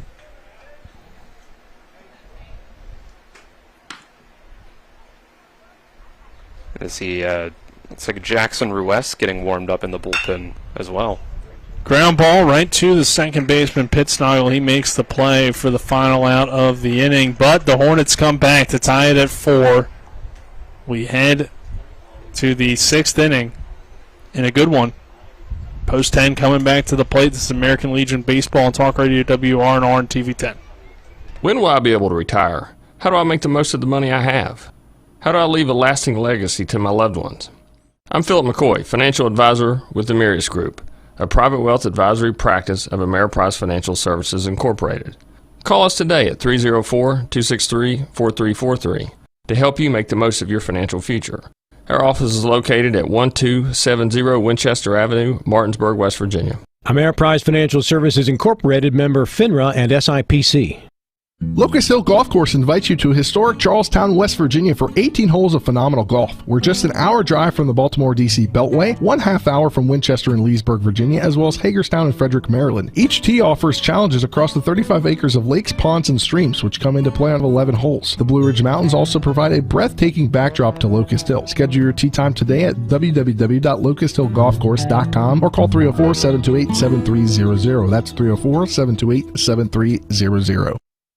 We welcome you back here to P.O. Faulkner Park. Pitching change. It's going to be one Hedgesville Eagle for the other. Jackson Ruiz going to come in and pitch. Lane DeLauner's day is done. Colin Reed will take over at first base as the DH no longer a thing here today. And the Hornets have come back to tie this one, Dylan, at 4. Overall, it was a solid performance for Lane DeLauner, considering he hasn't pitched in quite some time. 5 innings, 7 hits, 4 earned. 1 walk, 7 strikeouts on 86 pitches, facing 23 batters. 55 of those 86 pitches were called strikes. And we'll see Jackson Ruiz, who had kind of an up-and-down outing yesterday. He got the start for the Hornets. And for Jackson, it was 1 inning 2 hits, 2 earned, 2 walks, 1 strikeout yesterday. So we'll see if that 1 inning is enough to get him ready for this game as Pitsnoggle comes to the plate. It's a brand new ball game now. Yep. As there's a swing and a miss for strike 1. 2 innings. You got to win. You got to win these 2 innings. That's all you got to do. If you're either team. Extras. That's true. Here's the pitch, a swing and a miss for strike 2. 0-2 count here on Pitsnoggle, who's grounded out twice so far today. The next pitch from Jackson Ruest, a bouncer that got away from the catcher Landon Sifford. It was ruled ball 1.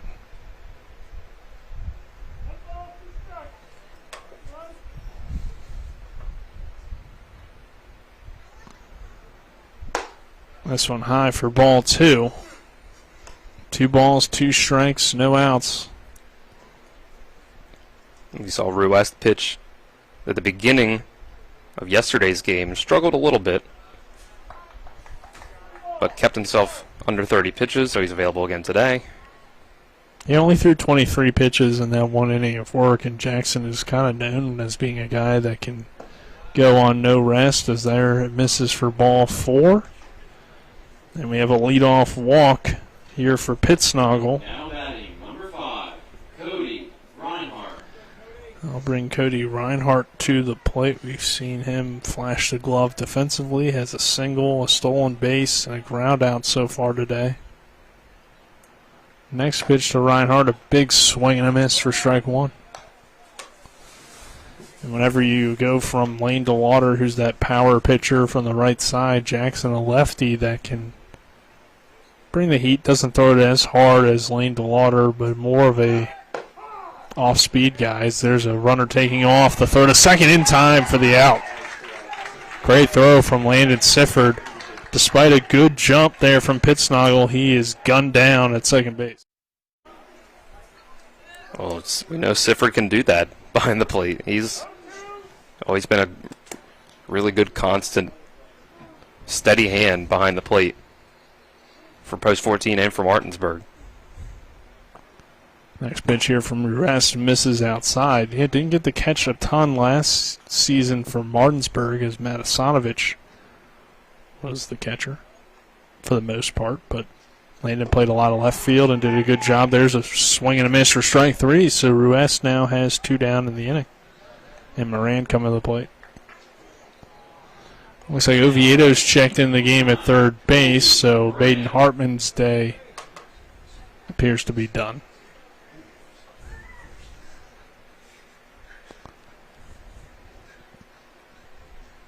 Next pitch here from Ruest, called strike. Baden was 0 for 3 today after not playing yesterday. So coming down to earth a little bit.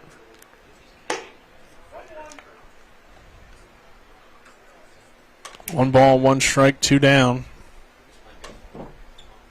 Next pitch to Moran, taken outside for a ball, 2-1.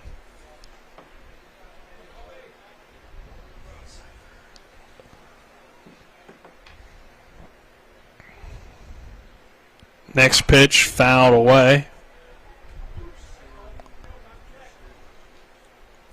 So 2 balls, 2 strikes, 2 outs, tied at 4 here in the top half of the 6th inning between Berkeley Post 14 and Post 10. The next pitch missing outside for ball 3. Full count here on Moran, the third baseman. Strikeout and a flyout for him on the day, trying to get on base, and he does. We'll have a pinch hitter now for Boonsboro.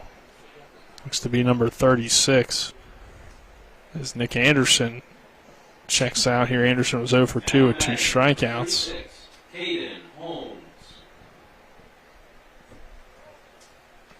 Looks like it's going to be Holmes. And the pitch here, a big swing and a miss. Caden Holmes, number 36. Let's see if he can come off the bench and get Boonsboro the lead back. Next pitch goes inside. Matt Anderson behind the plate was 0 for 2 with 2 strikeouts against Lane DeLauder.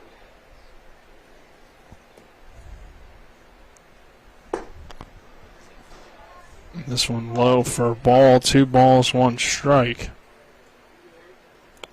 Holmes on the year hitting .250, and he just has 4 at-bats. The next pitch here to him, as Rest falls off the mound, takes an awkward landing there, and misses on the pitch. 3-1 count with 2 outs, a runner on first base for Boonsboro. The next pitch to Holmes is outside for ball 4, so he'll draw a walk. Back-to-back walks, and it's back to the top of the order in Baker.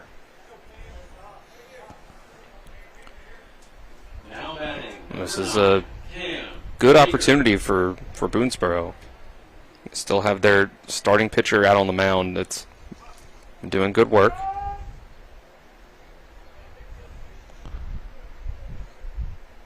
So they'll call time and have a meeting here out on the mound for the Hornets. Talk about Ruest a little bit. He kind of had some issues. He slipped on the turf. 2 outs here. He has given up 3 walks this inning. Kind of got bailed out by his catcher, Landon Sifford, who threw down and caught Pittsnoggle stealing. He does have 1 strikeout this inning, but could be looking at a much different situation if Sifford didn't get that caught stealing third out. As Baker takes this one for a ball. He walked his first time, stole a base, struck out, and then had a single his last time up. Here's a throw back to second, and luckily Buber making the play to keep the runner at second base. 1-0 count, 2 down. Runners on first and second for the Patriots. The next pitch, low for a ball. Baker's come around to score both times he's gotten on base. 2 of the 4 runs that have come across for the Patriots. And the 2-1. Called strike 2 as that pitch hits the outside corner. Now sitting at 2-1, excuse me, so it's 2-0 before. Nice pitch from Ruest, low for ball 3. And again, Ruest having a little bit of issues for the Hornets. Yeah, a little bit of struggles with the control. We saw that some yesterday, where he ended up giving up 2 runs in that first inning. Ruest now checks and pitch misses for ball 4. So that is 4 walks this inning for Jackson Ruest. And that will bring Hartman to the plate. And I believe that's going to do it for Jackson here today. He's kind of holding his arm like something feels off. Manager Tobin is going to make a pitching change. And it's like Caleb Fletcher. Yeah, I believe that's who it will be, is Caleb Fletcher. So let's go ahead and take a 60-second break. Fletcher coming in with 2 outs and the bases loaded for Boonsboro. When we come back, we'll see if the Patriots can take advantage of this opportunity or the Hornets get out of the inning. This is American Legion Baseball and Talk Radio WRNR and TV 10. When will I be able to retire? How do I make the most of the money I have? How do I leave a lasting legacy to my loved ones? I'm Philip McCoy, financial advisor with the Mirius Group, a private wealth advisory practice of Ameriprise Financial Services Incorporated. Call us today at 304-263-4343 to help you make the most of your financial future. Our office is located at 1270 Winchester Avenue, Martinsburg, West Virginia. Ameriprise Financial Services Incorporated, member FINRA and SIPC. Locust Hill Golf Course invites you to historic Charlestown, West Virginia for 18 holes of phenomenal golf. We're just an hour drive from the Baltimore, D.C. Beltway, 1/2 hour from Winchester and Leesburg, Virginia, as well as Hagerstown and Frederick, Maryland. Each tee offers challenges across the 35 acres of lakes, ponds, and streams, which come into play on 11 holes. The Blue Ridge Mountains also provide a breathtaking backdrop to Locust Hill. Schedule your tee time today at www.locusthillgolfcourse.com or call 304-728-7300. That's 304-728-7300. Caleb Fletcher coming in of Jackson Ruest, who just didn't have it today. 4 walks, pitching on a short day's rest. Didn't seem to necessarily have it yesterday, so hopefully everything good there with Jackson. Maybe just in a little bit of a funk with his pitching, but Hartman coming to the plate. He has struck out twice and grounded out. He's got the bases loaded, a chance to help himself out here in this 4-4 game with 2 down. He's pitched really well out there. Defense let him down a little bit last inning, but has an opportunity to get those runs back as this one misses inside for a ball. As if you look at the box score, you know, those were ruled hits, but I mean, plays that probably could have been made by post 10. And here's a called strike.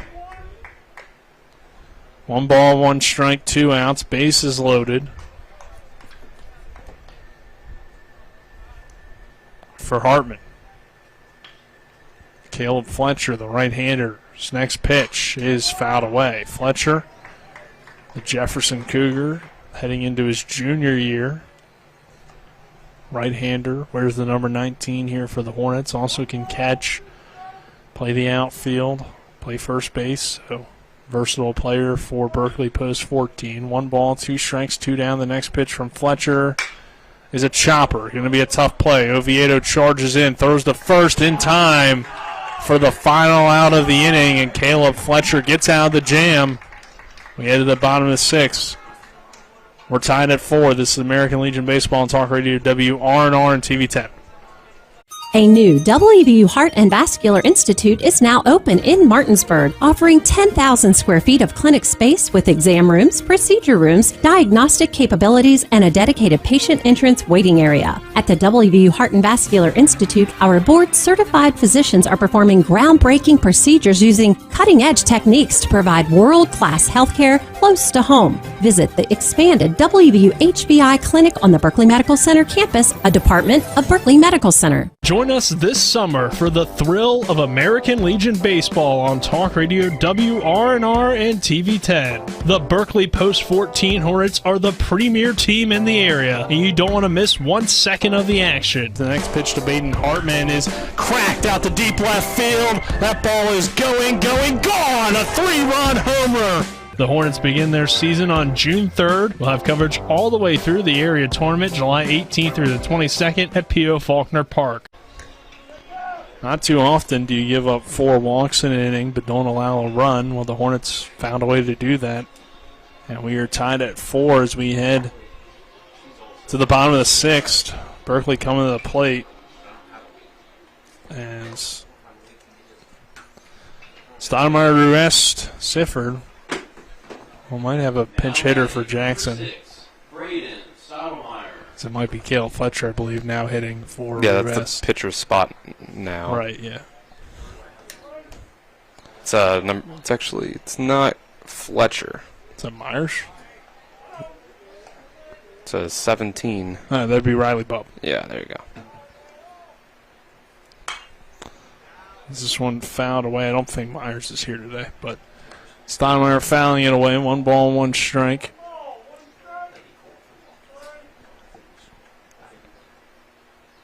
And this one lined into center field by Stoudemire, and coming in and making the catch is Baker. But overall, Braden Stoudemire has been effective. He entered with 2 hits, 2 singles, and 2 RBI single his last time, but here he flies out to center field.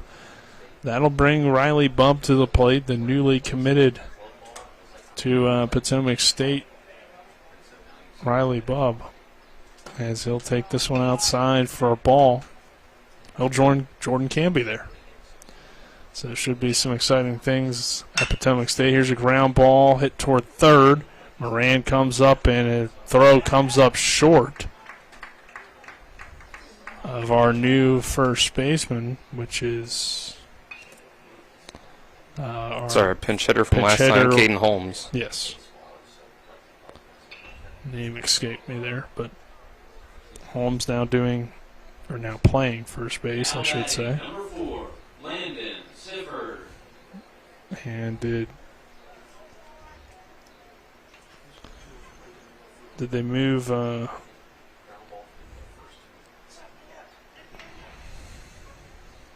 Grizel behind the plate, or? I believe so. Yes. Okay. That's what looks like. That's who that is. So, I mean, I don't think you'd want to take your 3-4 hitter out of the lineup. No. So here's a called strike on Landon Sifford. 1 ball, 1 strike. Sifford's made good contact on the ball, both at bats over Just to left field. Fallen in. Here's a throw over, not in time. 1 out in the inning. Bub standing there on first base was able to reach.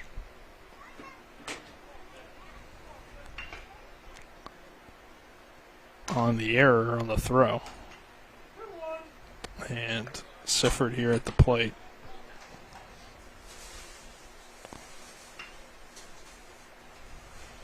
Next pitch, fouled away. So Landon in a 2-ball, 2-strike count. 1 out in the inning. We're tied at 4 between Berkeley post 14 and post 10. The Patriots. Hartman up to 96 pitches. This one fouled away by Sifford. He's up and in there, tried to check his swing, but it just hit the bat anyway.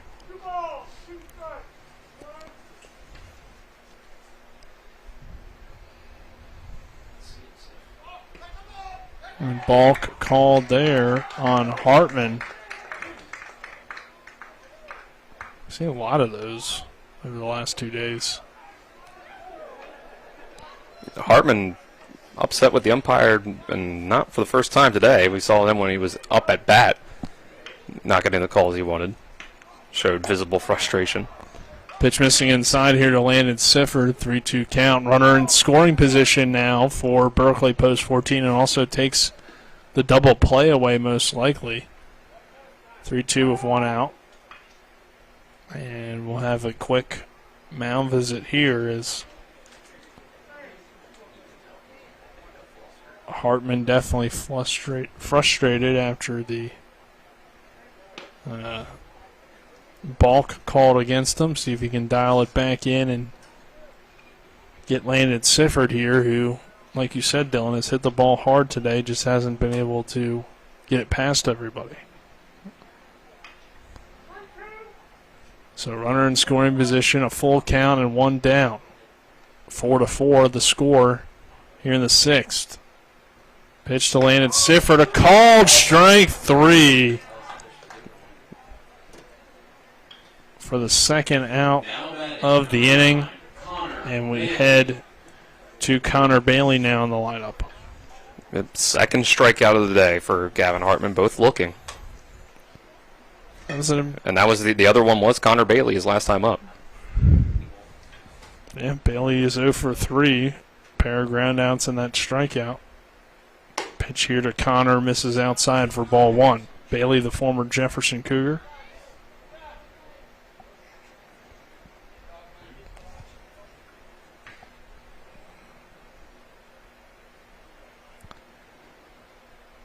And the pitch here to Connor is popped up into right center field, making the catch as it looked like he overran it, but he still made the play. It was Jake Holler for the final out of the inning. We head to the 7th.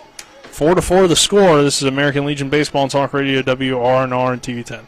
Not sure where to go or who to trust with your flooring project? And start with Trips Flooring, proudly serving the area for more than 25 years, specializing in floor sanding and refinishing, along with installation of new flooring, including hardwood, tile, vinyl, laminate, carpet, and the hottest trend in flooring, luxury vinyl, tile, and luxury vinyl plank. Are you on a budget? Check out their warehouse, cash and carry, or call 304-229-7009, or visit them online at tripsfloorsanding.com.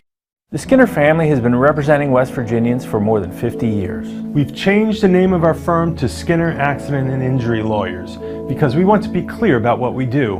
We represent people who have been in car, truck, and other catastrophic accidents. We're here to be a voice for the injured and vulnerable, and we take that job seriously with deep commitment to serving our clients wherever they are. Just Google Skinner Accident Lawyer or visit skinnerwins.com. We'll treat you like family. We welcome you back here to P.O. Faulkner Park. Our new center fielder is going to be Riley Bubb. Got Chase Herndon on the mound. Herndon coming in to pitch, but I don't think I've ever seen Bubb play the outfield, so it should be interesting. First time for everything, I guess. That's kind of what this Legion ball can bring about. Some guys playing some different positions, maybe ones that they've not played before or ones that they've only played a little bit of. Yeah. Can be beneficial. And of course, Riley is going to Potomac State. We believe he's going to have opportunities to play infield there with some of their guys departing, but you never know. They might need him to play the outfield there as well. So I think it's an opportunity. So now Herndon gets to face the heart of the order. Pitch here from Chase, fouled away by Holler. It's the 3-4-5, so middle of the order here.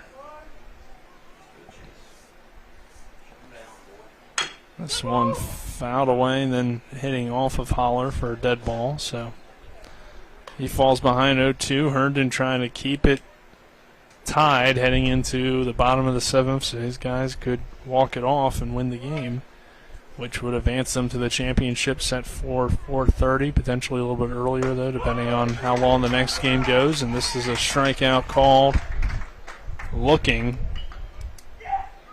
to Holler. That's the way to start things out. And get through this inning unscathed, and you can try to win it in the bottom of the seventh. Gisriel, the number 4 hitter in the lineup, comes to the plate. He flew out, struck out, and singled so far, and he pops this one up out of play.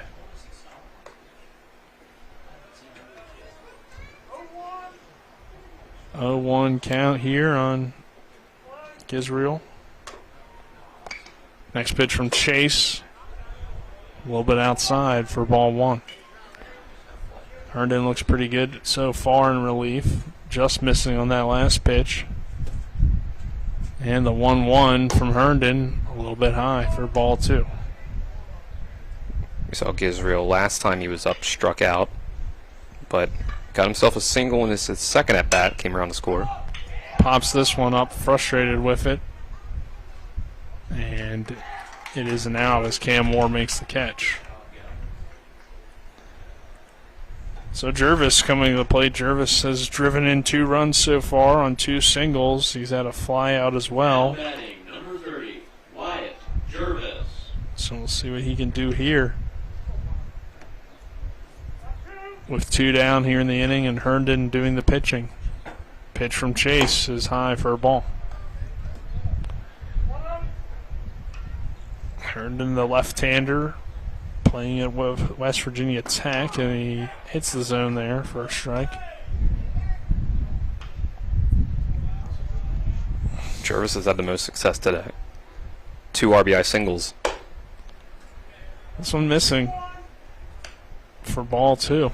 4-4 the score here in the top half of the 7th between Berkeley post 14 and post 10 out Boonsboro, and this one fouled away.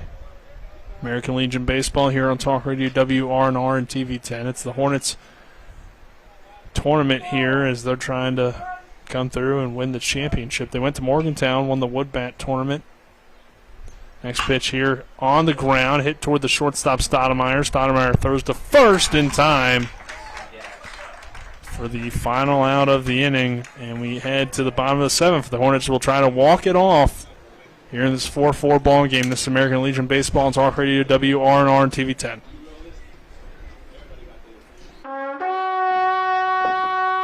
There's a local family moving in our territory. What do you want from me? Taste it. It's really good.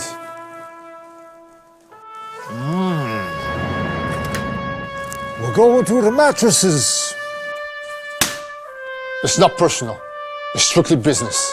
Leave the guns. Take the pizza. Rock's, now serving hot, fresh pizza to die for. Ow, that really hurt. Ollie's VIP Northside at 36 Veronica Drive, Martinsburg is your favorite place to have a great meal, a good time, and to catch all the games. Join us Mondays for 75-cent wings and follow your favorite team from the bar on our 17 TVs located all throughout the bar or from the outdoor fire pit. Ollie's has great food and drink menus and features specials for every day of the week, including Saturdays when you can get a 16-ounce ribeye steak grilled the way you want it for just $24.95. That's Ollie's VIP Northside at 36 Veronica Drive, Martinsburg. We'll see you for the game. Back here as Pittsnoggle's going to take over on the mound. Baden Hartman's going to come back into the game and hit after being checked out for Oviedo defensively. I mean, partially I think that move was to get Oviedo in the game, but also I think maybe Baden wasn't having his best time at third, maybe not super comfortable at that position. Oviedo's played a lot more third, so maybe that was part of the reasoning. Even though Hartman hasn't had a great day at the plate, but he's made contact every single time, and you know what Baden Hartman can do, and he was probably robbed of his hit his last time up with the line out. Yeah, that was a very well hit ball. It was just a really good defensive play. So we'll see what he can do this time around. It's our last chance for them to win in regulation.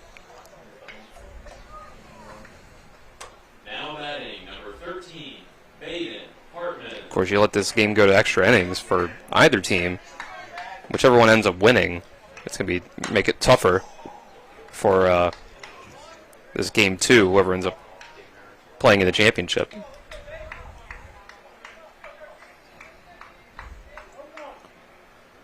A 1 count as Hartman fouling off the first pitch he sees. The next one to Baden is popped up into left center field. Coming over and making the play is Cam Baker for the out.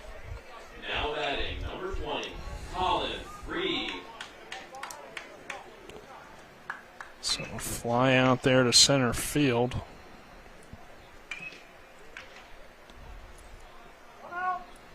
And Colin Reed coming to the plate. Reed takes the first one outside for ball 1. Colin Reed, a walk, a line out, and a single so far today. And the next pitch to Reed, a called strike. Pittsnogle lost his hat as he threw that one. He's lost it on quite a few pitches so far as Colin Reed going to adjust his shin guard and dig back in. The next pitch to Colin is hit well out toward left field, but it is in the park, and making the play on the run is Jervis. Put a lot of air under that one, but the wind couldn't carry quite out to the warning track or further. If it went to the warning track, it would have probably been the same result. Right. But I got what you meant, though. Cam Moore coming to the plate. Single, ground out, double so far today.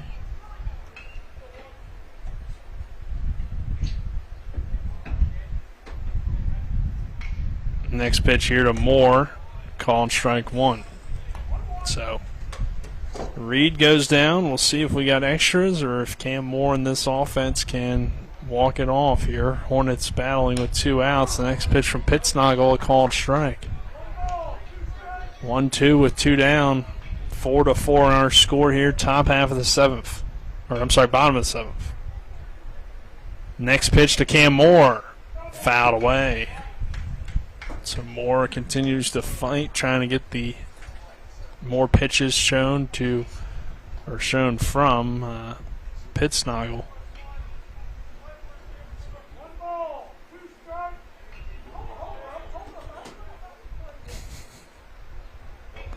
Pittsnoggle trying to operate quickly there.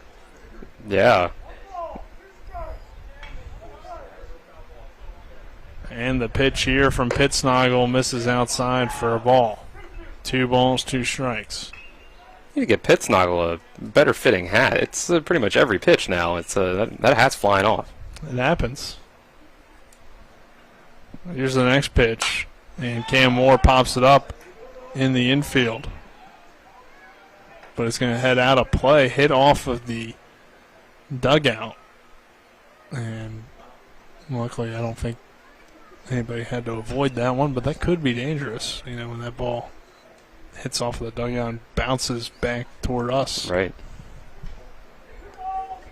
But 2 balls, 2 strikes here on Cam Moore. 2 down, 4-4 the score. Pittsnoggle, the right-hander, delivers the next pitch to the lefty Moore, and it misses outside for ball 3. The hat falls off again for Pittsnoggle. He picks it back up and resets. Next pitch to Cam Moore, hit on the ground, a diving effort by the first baseman, Holmes, and beats him to the bag for the final out of the inning. We're headed to extras. We head to the 8th. We are tied at 4. This is American Legion Baseball on Talk Radio WRNR and TV 10. Jambo Construction and Fencing Company, LLC, is a veteran-owned and operated company right here in the eastern panhandle of West Virginia that specializes in decks, fencing, and hardscaping. Find us on Facebook at Jambo Construction and Fencing to see more of the projects we've completed. For a free estimate, you can call Bo Bartley at 304-268-5452 or Jamie Gall at 304-279-5053. We are licensed and insured in the state of West Virginia, and as Martinsburg alums, we say, Go Bulldogs. At the Berkeley County Health Department, our motto is Prevent, Promote, Protect. Since 1935, our mission has been to provide clinical and environmental services to protect the health of the general public. We're committed to building public health in our community by offering a wide range of services, including blood pressure screening, breast and cervical screening, family planning, counseling, lab testing, and more. We perform health inspections to make sure the restaurants you visit are clean, and we prepare and coordinate plans to respond to all hazards. The Berkeley County Health Department, 122 Waverly Court, Martinsburg. We welcome you back here to P.O. Faulkner Park. We're tied at 4 as we head to the 8th inning. American Legion baseball action. It's going to be Pittsnoggle now, the pitcher, doing the hitting, as it's Pittsnoggle, Reinhardt, Moran due up. And Chase Herndon remains on the mound for post 10, and Herndon delivers that pitch, and it's fouled away. Pittsnoggle, a pair of ground outs and a walk. He's caught stealing as well, and he'll take this one low for a ball. 1 ball, 1 strike. Leading off this top half of the 8th. Next pitch from Herndon, big swing and a miss for strike 2. It's been great pitching from Herndon so far today.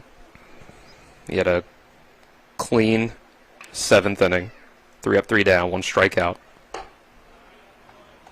And he was pretty successful in a short stint yesterday as well. 30 pitches. 2-2 count. Next pitch from Herndon, fouled away. Pittsnoggle now doing the pitching. We'll see how long he'll have to operate. And depending on how long this extra innings game goes, it could affect the pitching for game 2 today for both these teams. Right, you still got, Braden Stottlemyre, who I think it's pretty likely you could see him start the championship game if they make it there. Yeah, Caleb Fletcher only pitched 1 out, right? So. He pitched 1 batter. You can see him. Got a lot of options. Oviedo, we didn't end up seeing take the mound. Baden Hartman. So you got options.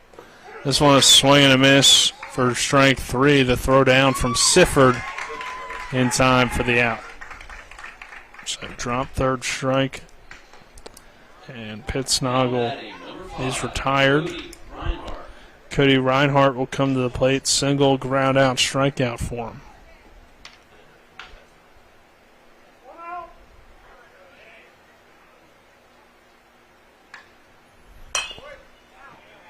This one fouled away.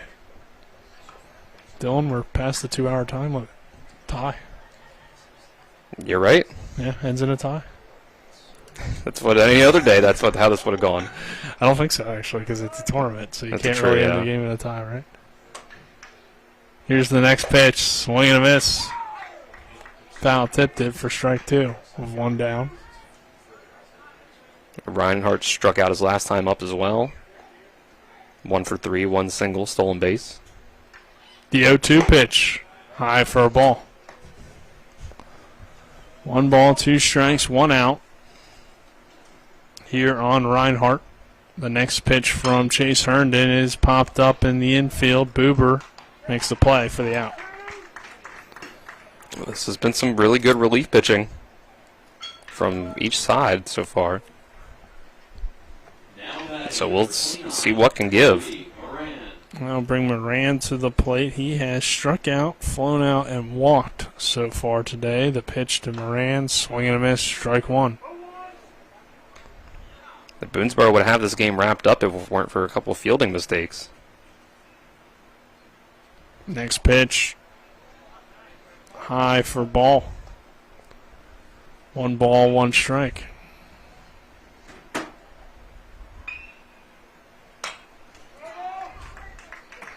Fouled away there by Moran. No balls, 2 strikes, 2 outs. 4-4 the score here in the top half of the 8th inning. Extra innings here between Hornets and the Patriots as that one runs inside for a ball. 2 balls, 2 strikes. Herndon delivers the next pitch. Just missing. Very close. He wanted that one. That was one of the better pitches we've seen today. Next one from Chase Herndon, fouled away. At least that's how it looked from up here.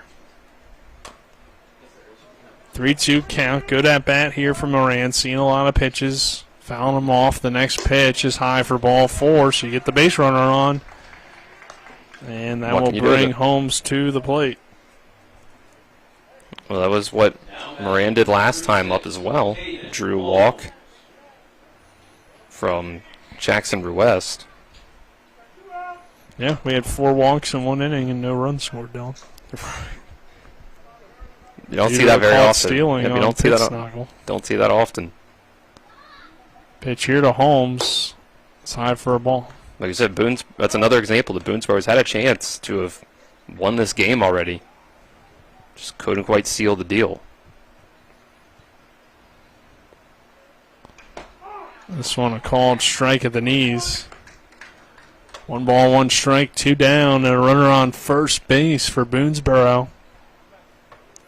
Herndon delivers the next pitch. It's lifted toward right center field. Holmes' ball is carrying, and it's off the top of the wall. Runner coming around to score from first base, and Holmes comes through with the RBI double. It's now 5-4 Boonsboro. I thought that was going to leave this park, but it hit off the top of that fence and came back in play. It's about as close as being out as it can get. But an RBI double from Holmes, and Boonsboro back in the lead. So how big is that potential strikeout on that borderline pitch that then leads to a walk and an RBI double from Holmes, Dylan? I mean, that's right now the difference in the ballgame potentially. On a very close pitch, Holmes will take off. He'll sprint toward third. The throw from Landon Sifford, not in time. Big man's got some wheels. Yeah.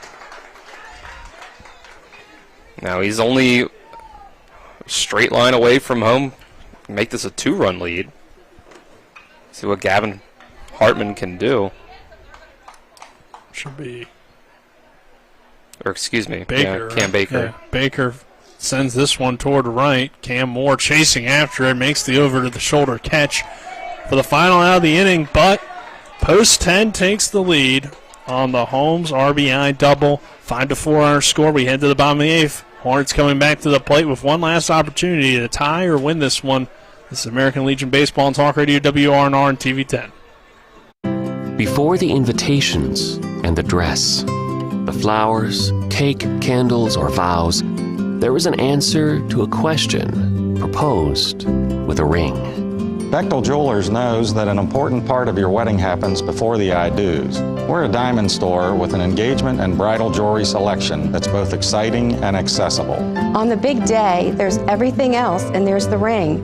Make sure you get this one right at Bechtel Jewelers in Inwood. Remember when you were a little kid and saw your first deer? Oh, how cute. As an adult, maybe you've had a different experience. Where'd that come from? Bambi mess up your dream machine? Call Cody's Auto Body today at 304-901-4777 and get the work done right the first time. Cody's Auto Body, 851 Wilston Street in Martinsburg, has a team of auto body professionals with a lifetime of experience putting your ride back together again, regardless of how it got that way. Cody's Auto Body. To the bottom of the 8th inning, our score, Boonsboro 5, Berkeley 4.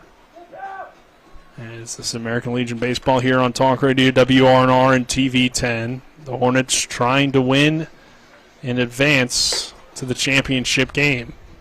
If they lose, obviously this tournament run is over for Berkeley Post 14.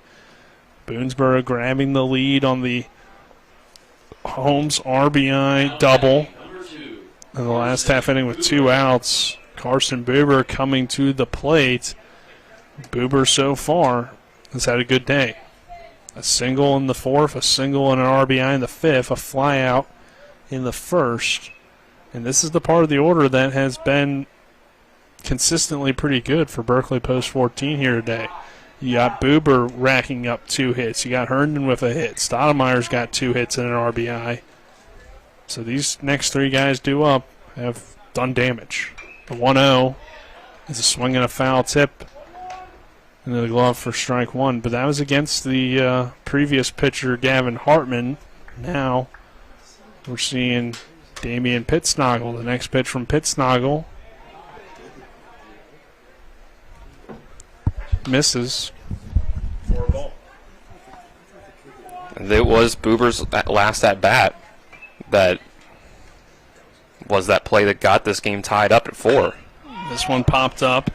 Similar looking ball. Can they make the play this time? They do, as Holler makes that catch. Yeah, that probably should have been caught. I mean, it fell in kind of the Bermuda Triangle between first, second, and right field on the foul line-ish area, and it could have been caught, but... And it was Pittsnoggle himself was the one that made the play, that attempted to make the play, but couldn't quite find the ball. But this time Buber flies out to right field on a easier ball to read. Chase Herndon coming to the plate right now. Herndon is the losing pitcher despite giving a good effort out there, and Herndon lifts this one up toward right field. Holmes dives for it, but he can't quite make the play. Good effort there by the first baseman, but he couldn't haul it in. Just missed it. Very tough play there in foul territory. Herndon will head back to the batter's box. 5-4. Post 10 leads Post 14 here in the bottom half of the 8th inning. The Hornets, the home team, trying to walk it off or at least tie things up here to keep their championship hopes alive. The next pitch here is low for a ball from Pittsnoggle. Damian Pittsnoggle doing the pitching in relief of Gavin Hartman, who gave a good effort out there on the mound. 1 ball, 2 strikes. 1 out here on Chase Herndon.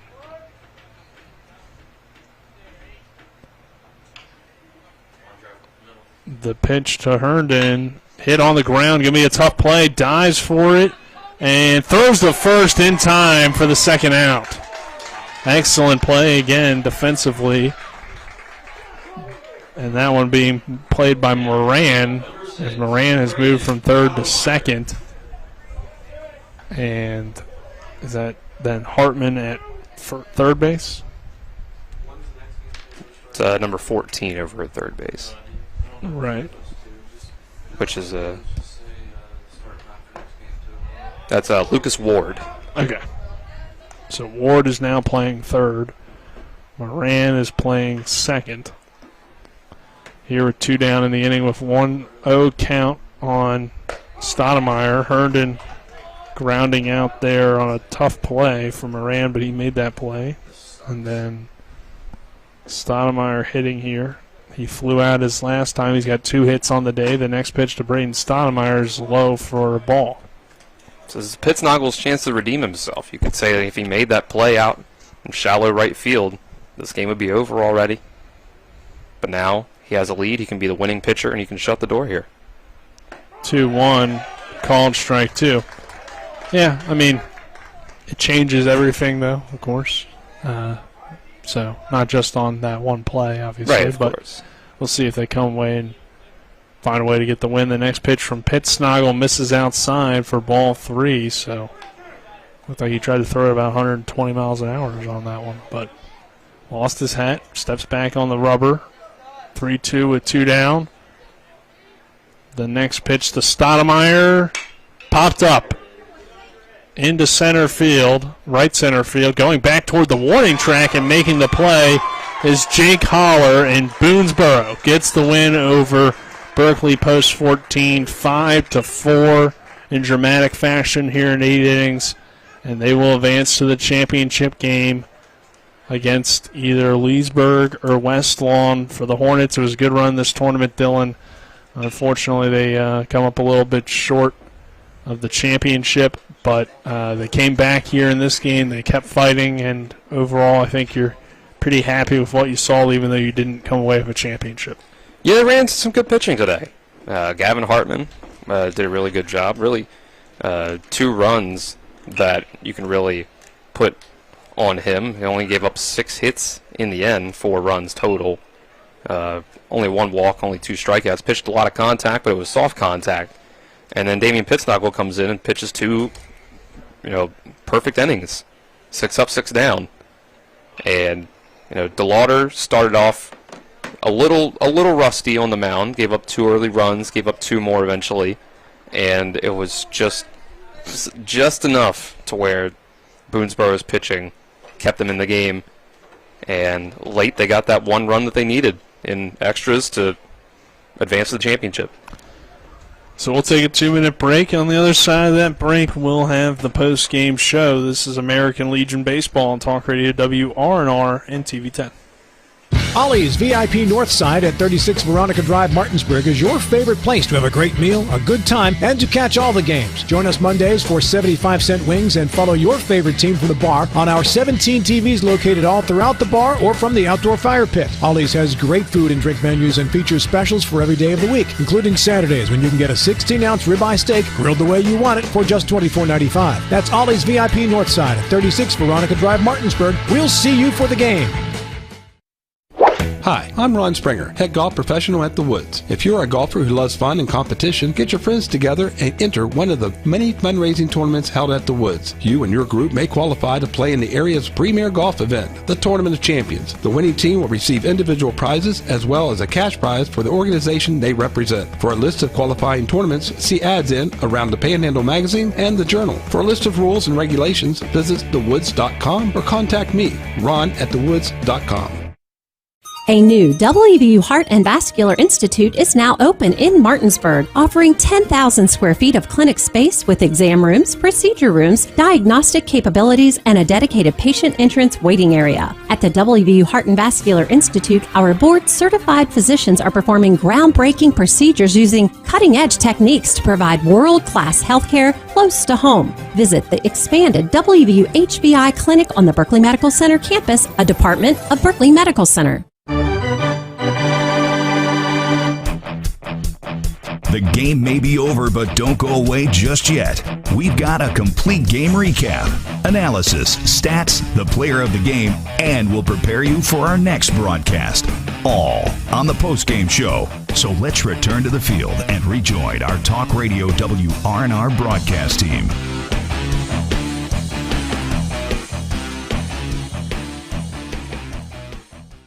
We welcome you back here to P.O. Faulkner Park. Hornets fall in this one 5-4. Strong hitting not enough as Berkeley post 14 falls to post 10 here today. 5-4 despite the Hornets having 9 hits on the afternoon. A comeback attempt, but they lose it here today.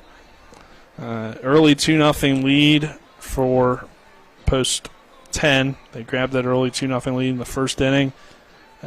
Would extend that lead out to 3-0 in the third, and then the Hornets started to buzz their way back in. 2 runs in the bottom of the fourth, 2 in the bottom of the fifth. Gave up a run, though, in the fifth, so we were tied at 4. You head to extra innings, and then post 10 wins it in the top of the eighth with the RBI from Holmes on a well-hit ball, hit off the top of the fence, and then came back into play. The RBI double. 5-4 win for post 10. They advance to the championship. They'll either take on West Lawn or Leesburg. But give you some final numbers, and then we'll wrap this one up here from P.O. Faulkner Park. Hits for the Hornets coming from Colin Reed, Cam Moore, Carson Buber, Chase Herndon, and Braden Stoudemire, as well as Riley Bubb. 9 hits for the Hornets on the day. Lane DeLauder goes 5 innings, 7 hits, 4 earned, 1 walk, 7 strikeouts. Ruest came in, goes 2/3, 4 walks, 1 strikeout. Caleb Fletcher, a third of an inning, and then Chase Herndon, 2 innings, 1 hit, 1 earned, 1 walk, 2 strikeouts. For post 10, it was hits coming from Baker, Holler, Gazriel, Jervis, Reinhardt, and Holmes. As it's an 8-hit day for them. Hartman goes 7 innings of pitching, 9 hits allowed, 4 earned for him. And then the win going to Pittsnagel, who came in there at the end. But once again, your final score, Berkeley post 14, 5. Post 10, 5. Berkeley post 14, 4. Dylan, just your thoughts on this tournament overall for the Hornets, what we saw from them as they will continue their season, obviously, but don't get to play for the championship, but overall a good season for, or a good tournament for them. Yeah, they got a lot of really good at-bats up and down the lineup from everyone in those first 2 games, and some today as well. Still got 5 runs up on the board on 9 hits. But they just faced some really good, tough pitching today that made it a lot more difficult to get things done. And they, had Lane DeLauder in his debut today, but he just didn't quite have the end-of-season form that he had at the end of the high school season. So he's still got some time to get warmed up. So, if you get, peak DeLauder, then maybe you end up winning this game. But it still was a good performance overall. Again, Boonsboro was a really good team up and down the lineup, but you got some really good games in against Westminster and West Lawn as well, where the bats were firing on all cylinders and got some good pitching. So overall, I'd say it's a positive. You take this as a positive overall, even though you didn't get to the championship game. Yeah, I mean, they battled. They, put up some good performances. Just come up, 1 run short of winning here today. And again, your final score, post 10, 5, Hornets 4. We're back on Wednesday with Berkeley post 14 action as they take on Winchester post 21. That one's set for 7 p.m. here at P.O. Faulkner Park. And then next weekend they'll have a tournament, I believe, on the road. But for Spencer Dupuis, our cameraman, Kyle McLaughlin, back in the studio. Dylan Bishop, I'm Nick Verzolini saying so long. Enjoy the rest of your Father's Day, everyone. As this is American Legion Baseball on Talk Radio WRNR and TV 10. You've been tuned into American Legion Baseball for the continued excitement of high school, college, and Major League Baseball. Keep it tuned to 106.5 FM, AM 740, Comcast Cable Channel 10, and online at talkradiowrnr.com.